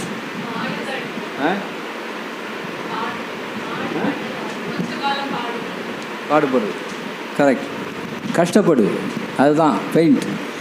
சென்டர் பாயிண்ட்டு கஷ்டப்படு. இந்த ஆட்டோவிலெல்லாம் அருமையான வசனம்லாம் எழுதியிருக்கோம், பார்த்துருக்கீங்களா? எனக்கு பிடிச்ச வசனம் தெரியுமா? கஷ்டப்படாமல் இருக்க இப்போ கஷ்டப்படு. எங்கே எழுதிருக்கு தெரியுமா? ஆட்டோவுடைய பின்பக்கம் எழுதியிருக்கும். கஷ்டப்படாமல் இருக்க இப்பொழுது கஷ்டப்படு. அதனால் வாலிபர்களுக்கு இன்றைக்கி சொன்ன அருமையான செய்தி என்னவென்றால், இப்போ கஷ்டப்படு. ஜாலியாக இருக்கிறதுக்கு விரும்பாதே. நீ இப்போ கஷ்டப்பட்டீன்னா பின்னால் ஜாலியாக இருக்கலாம். இப்போ கஷ்டப்படாமல் நீ ஊர் சுற்றிக்கிட்டு இருந்தாலோ அல்லது எக்ஸாம் சமயத்தில் பாடங்களை படிக்காவோ டிவி பார்த்துக்கிட்டு இருந்தாவோ என்ன படுவ? பின்னால் கஷ்டப்படுவ. இதுதான் கர்த்தருடைய செய்தி. அதனால் வாலிப வயசில் தான் எனர்ஜி அப்படியே கொப்பளிக்கும் இல்லையா? இப்போ எனக்கு எவ்வளோ வயசாக இருக்குது? இப்போ எனக்கு எனர்ஜி இருக்குமா? அவ்வளவு இல்லை. ஆனால் வாலிப வயசில் என்னென்ன செய்வேன் தெரியுமா? என்னென்ன செய்வேன் நீங்கள் சொன்னால் உங்களுக்கு ஆச்சரியமாக இருக்கும். இப்போ சொன்னாலும் எனக்கு பயமாக இருக்கும். 3 மைல் தூரத்தில் எங்கள் கிராமத்துலேருந்து சினிமா தியேட்டர். அரை மணி நேரத்தில் ஓடுவேன். 1/2 ஹவரில் ஓடி டிக்கெட் எடுத்துகிட்டு உள்ளே போய் உட்காந்துருப்பேன். திரும்பி வரும்போது என்ன பயமாக இருக்கும். நைட் ஆகிடுது இல்லையா? போய் ரயில்வே ஸ்டேஷனில் படுத்து வச்சுட்டு காலையில் வருவேன். நினச்சி பார்க்க முடியுதா? அப்பொழுது அந்த மாதிரி எனர்ஜி இருக்கும். அப்போது that energy should be channelled in a profitable way. நீ இப்போது அந்த எனர்ஜியெல்லாம் நல்ல காரியத்துக்கு பயன்படுத்துறீங்கன்னா எப்படி இருக்கும்? பின்னால் அருமையாக இருப்ப இல்லையா? அதனால தான் இந்த சென்டர் பாயிண்ட் என்ன? கஷ்டப்படு, கஷ்டப்படு. நீ படிக்கிற பள்ளியாக இருந்தால் கஷ்டப்படு, நீ வேலையில் இருக்கவனா இருந்தால் கஷ்டப்படு. எல்லாத்துக்கும் நீ என்ன பண்ணும்? கஷ்டப்பட வேண்டியது மிக அவசியமாகும். வாலிப வயசு ஜாலியாக இருக்கிற வயசுன்னு நினச்சிக்கிட்டு இருக்கலாம், அது உண்மை அல்ல. அந்த ஜாலியான வயசு உன்னை கெடுத்து போடும், உன்னை நாசமாக்கி விடும். ஆகையினால் என்ன பண்ணும்? இந்த வயசில் நீ நல்லா கஷ்டப்படு. பின்னால் என்ன? ஜாலியாக, சந்தோஷமாக, என்ன லாபகரமாக நீ இருப்பாய். அதுதான் பாரு, நீ ரூத்து சரித்திரத்தை ஆண்டவர் மத்தியில் பேசினார். அவள் என்ன பண்ணா? கஷ்டப்பட்டான் இல்லையா? அவள் சகோதரி சொன்னான், இந்த கிழவியை நம்பி போறியா நீ? போகாத, ஒழுங்கா மோவாப் தேசத்துக்கு என்னோட வந்துரு அப்படின்னு சொன்னான். கேட்டாளா? என்ன கஷ்டப்பட்டாலும் சரி மாமியோட தான் போவேன், என்ன கஷ்டப்பட்டாலும் கர்த்தராகிய இயேசுவோட தான் போவேன் அப்படின்னு முடிவு பண்ணான் இல்லையா? தீர்மானிக்கிறது மிக முக்கியம். அடுத்த பாயிண்ட் இல்லையா? ரெண்டாவது பாயிண்ட்டு தீர்மானிக்கிறது, டிசிஷன் மேக்கிங். யார் எம்பிஏ ஸ்டூடெண்ட் இங்கே இருக்காங்க? எம்பிஏ ஸ்டூடெண்ட் யாராக இருக்காங்களா? It is a manager study இல்லையா? மேனேஜர் ஸ்டடியில் என்ன முக்கியமானது தெரியுமா? ஒரு சப்ஜெக்ட் வரும், டிசிஷன் மேக்கிங். டிசிஷன் மேக்கிங் ஒரு மேனேஜருக்கு எது ரொம்ப அவசியமானது? Decision making. அவன் தான் கெட்டியார ஒரு மேனேஜராக இருப்பான். அந்த டிசிஷன் மேக்கிங் இன்னைக்கு கொடுத்த செய்தி என்ன? டிசிஷன் மேக்கிங், தீர்மானிக்கிறது இல்லையா? தீர்மானிப்பது மிக மிக அவசியமான ஒன்று. இந்த வயலை விட்டு போகாத அப்படின்னா என்ன அர்த்தம் தெரியுமா? என்ன ஊழியத்தில் நீ இருக்கிறியோ அதிலே தொடர்ந்து இரு, வேற எங்கேயும் ஓடாத. ஆண்டவர் ஒன்று அந்த இதே வச்சு உண்மை உயர்த்துவார். நான் ரிஷியப்பட்ட அந்த நாளிலிருந்து இந்த நிமிஷம் வரையில் நான் எடுத்த தீர்மானத்தின்படி இருக்கிறேன். அது என்ன? சுவிசேஷ பிரசங்கம். சுவிசேஷ பிரசங்கம். ரிஷியப்பட்ட அந்த நாளிலிருந்து இந்த நிமிஷம் வரையில் எந்த ஊழியத்தில் இருக்கிறேன்? சுவிசேஷ பிரசங்கம், தெரு பிரசங்கம், இதில் நான் இருந்து கொண்டிருக்கிறேன். ஏன்னா அப்போ எடுத்த தீர்மானத்திலிருந்து நான் விலகவே இல்லை. ஆகையினால இந்த தீர்மானம் மிக அவசியம். இந்த வாலிப வயசில் தீர்மானிக்கிறது ரொம்ப கஷ்டமாக இருக்கும் இல்லையா? ஆசிரியேஷன் இருந்துக்கிட்டே இருக்கும் இல்லையா? அதற்கெல்லாம் ஒரே வழி, கர்த்தராகிய இயேசு கிறிஸ்து என்ன சொல்கிறாரு என்பதை நாம் அறிந்து கொள்ள வேண்டியது மிகவும் அவசியமாகும். இந்த வாலிப மீட்டிங்கில் அருமையான செய்தியை ஆண்டவர் கொடுத்தார். ஊழியக்காரர் மூலமாக பல காரியங்களை கொடுத்துட்டு சொன்னாங்க இல்லையா? இந்த ரூத்தின் சரித்திரம் எனக்கு மிக மிக பிடிக்கும். இந்த வேதத்திலேயே எனக்கு மிகவும் பிடித்தமான பாத்திரம் எது தெரியுமா? ரூத். இந்த ரூத்தை பூரா நான் பிறந்திருக்க கூடாதுன்னு ஆண்டவர்கிட்ட எப்போதும் யோசிப்பேன். ஏன்னா அவளை போல ஒரு விசுவாசத்தில் உறுதியானவளை பார்க்கவே முடியவே முடியாது. நான் ஒரு தரம் ஜெருசலேமில் பேசினேன். என்ன பேசுனேன் தெரியுமா? ஆபிரகாமின் விசுவாசத்தை காட்டிலும் இந்த ரூத்தினுடைய விசுவாசம் மேலானது என்று நான் பேசினேன். ஏன்? ஆபிரகாம் விசுவாசின் தந்தை தான், அதில் ஒன்றும் சந்தேகமே இல்லை. ஆனால் கானான் தேசத்துக்கு போன போது பஞ்சம் வந்தபோது எங்கே ஓடினான்? எகிப்துக்கு ஓடினான் இல்லையா? ஆண்டரை கேட்டானா போகலாமா வேணாமான்னுட்டு? கேட்கல. ரெண்டாவது எகிப்துக்கு போன பிறகு மனைவியை பார்த்து என்ன பண்ணான்? பயந்துக்கிட்டு சகோதரின்னு சொன்னான். ஆக அவன் ஆண்டவருடைய விசுவாச அழைப்பிலே கொஞ்சம் பின்வாங்கி போனான். ஆனால் ரூத் அப்படியா? இல்லவே இல்லை, இல்லவே இல்லை. ஒரு தடவை கூட மோவாப் தேசத்துக்கு போவேன்னுட்டு திரும்பி பார்க்கவே இல்லை. செத்தாலும் என்ன வந்தாலும் சரி யாரோட தான் இருப்பேன்? என் மாமியோடு தான் இருப்பேன் அப்படின்னு சொன்னான் இல்லையா? தீர்மானத்தில் உறுதியாக இருந்தாள். அவள் உறுதியாக இருப்பதை பார்த்து என்ன பண்ணான்? அப்புறம் நகோமி பேசவே இல்லை. அப்படின்னு அர்த்தம்? போன்னு சொல்லிக்கிட்டு இருந்த அந்த நகோமி உறுதியாக இருக்கிறத பார்த்துட்டு பேசலை. போன்னு சொன்னது யார் தெரியுமா? சாத்தான். ஆனால் பின்ன ஏன்னா அவங்க பெரிய ஆளாக உயர்த்தப்பட போகிறார், அதுக்கு சாத்தானுக்கு பிடிக்காது. ஆனால் தீர்மானம் செய்யும்போது அவன் என்ன பண்ணா? உறுதியாக இருந்தால் அப்புறம் பேசவே இல்லை, சாத்தான் போயிட்டான். அதனால் தீர்மானிப்பது, கஷ்டப்படுவது, தீர்மானிப்பது, இது ரெண்டும் வாலிப வயதில் மிக மிக அவசியமான ஒன்று. அதை மறந்து போகாதீங்க. ஜெபம் செய்ய போகிறோம்.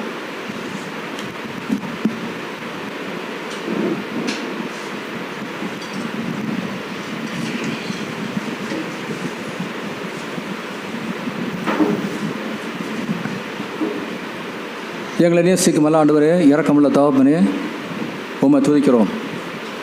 உமது குமாரனாய் கர்த்தராய் இயேசு கிறிஸ்துவை ஸ்தோத்திரிக்கிறோம். உயர்த்தப்பட்ட உன்னதமான நாமத்துக்காக கோடாகக்கூடிய ஸ்தோத்திரம். காலையில் நீர் கொடுத்த அருமையான ஆராதனைக்காக நன்றி செலுத்துகிறோம். இரக்கமுள்ள தகப்பனே, இந்த வாலிபர் கூட்டத்திலும் மடியான் மூலமாக, ஊழியக்காரர் மூலமாக வகை வகையாய் பங்கு பங்காய் 10 காரியங்களை குறித்து எங்களோட பகிர்ந்து கொண்டீர். நமக்கு ஸ்தோத்திரம். கஷ்டப்படுவதை குறித்து பேசினீர். மெய்யாகவே கஷ்டப்பட வேண்டும். இந்த உலகம் கஷ்டத்துக்குள்ளாக இருக்க உலகம். இந்த உலகத்தில் எதுவும் சுலபமானது ஒன்றுமில்லை. இந்த உலகத்தில் எதுவுமே வெற்றி பாதைகளை முடிவது இல்லை. எனவே ஆண்டவரே கொடுத்த அறிவுரைப்படியாக இந்த வாலிபர்கள் கஷ்டப்படும்படியாக அவர்கள் தெரிந்து கொள்ள வேண்டும். உமக்கு மாறனாய் கர்த்தராய் இயேசு கிறிஸ்து இந்த உலகத்தில் வந்து சந்தோஷமாக இல்லை, ஜாலியாக இல்லை, கஷ்டப்பட்டார். எங்களுக்காக கஷ்டப்பட்டார், கண்ணீர் வடித்தார், பட்டினியாக இருந்தார், பசியாக இருந்தார், தாகமாக இருந்தார், குறைவுள்ளவராக இருந்தார். எல்லா கஷ்டத்தையும் அதோடு கூட சிலுவையிலே சிந்த வேண்டிய இரத்தத்தையும் பாடுகளையும் குறித்து அவர் மெய்யாகவே அறிந்திருந்தார். எல்லாவற்றையும் ஏற்றுக்கொண்டு கஷ்டப்பட்டார். எங்களுக்காக இரத்தம் சிந்தி உயிர் தெழுந்து உயர்த்தப்பட்டார். கஷ்டப்பட்டதனாலே இன்றைக்கு தேவாதி தேவனாக, எங்களுடைய ஆண்டவரே தேவனாக அவர் உயர்த்தப்பட்டார். எனவே கஷ்டத்திற்கு பின்னால் எவ்வளோ பெரிய ஆசீர்வாதம் இருக்கிறது என்பதை அறிந்து இந்த அருமையான வாலிப பிள்ளைகள் கஷ்டப்படும்படியாக, இந்த வாலிப வயசிலே கஷ்டப்படும்படியாக ஆண்டவரே அவர்கள் நீ அறிவுறுத்த நாங்கள் ஜெபிக்கிறோம். அப்படியே தீர்மானிக்கிற காரியத்திலும் எல்லா காரியத்திலும் உமது சமூகத்திலே காத்திருந்து நீ என்ன சொல்கிறீரோ அதை கேட்டு அவர்கள் தீர்மானிக்கத்தக்கதாக, தீர்மானத்திலே உறுதியாக இருக்கத்தக்கதாக, ரூத்தை போல உறுதியாக இருக்கத்தக்கதாக அப்படியாக கர்த்தாவே அவர்களுக்கு அறிவுறுத்த நாங்கள் ஜெபிக்கிறோம். எடுத்த தீர்மானத்திலே அவர்கள் வழி விலகி போகாதபடி காத்துக்கொள்ள கர்த்தாவை ஜெபிக்கிறோம். இறக்கமாறும் கிருபையாரும் இறக்கமுள்ள தகப்பனே கொண்டு வந்த அருமையான செய்திக்காக நன்றி செலுத்துகிறோம். கர்த்தாவே இறக்கமுள்ள தகப்பனே, உமது ஊழியக்காரருக்காக நன்றி செலுத்துகிறோம். அவருடைய ஆசீர்வதியும் இன்னும் வருங்காலத்தில் அதிகமாய் வல்லமையாக எடுத்து உபயோகப்படுத்திக் கொள்ள கர்த்தாவை ஜெபிக்கிறோம். மாலை கூட்டத்திலும் கர்த்தாவே அவர் மூலமாக நீர் பேச வேண்டுமாக கெஞ்சி மாறுறோம். மாலை கூட்டத்துக்கு எங்கள் ஒருவரையும் ஆயத்தப்படுத்தும். துதிகான அமைக்க செலுத்துகிறோம். கர்த்தராகிய இயேசு கிறிஸ்துவின் பரிசுத்த நாமத்தை ஜெபிக்க அன்பான பிதாவே, ஆமென். நம்முடைய கர்த்தராகிய இயேசு கிறிஸ்துவின் கிருபையும் பிதாவாகிய தேவனுடைய அன்பும் பரிசுத்த ஆவியானுடைய அந்நிய ஐக்கியமும் நம் அனைவரும் கூட இப்பொழுதும் எப்பொழுதும் சதா காமிருப்பதாக, ஆமென். மாலை கூட்டம் சரியாக 6:30 மணிக்கு ஆரம்பிக்கப்படும். எனவே சீக்கிரமாக நீங்கள் இங்கே கூடும்படியாக கேட்டுக்கொள்கிறோம்.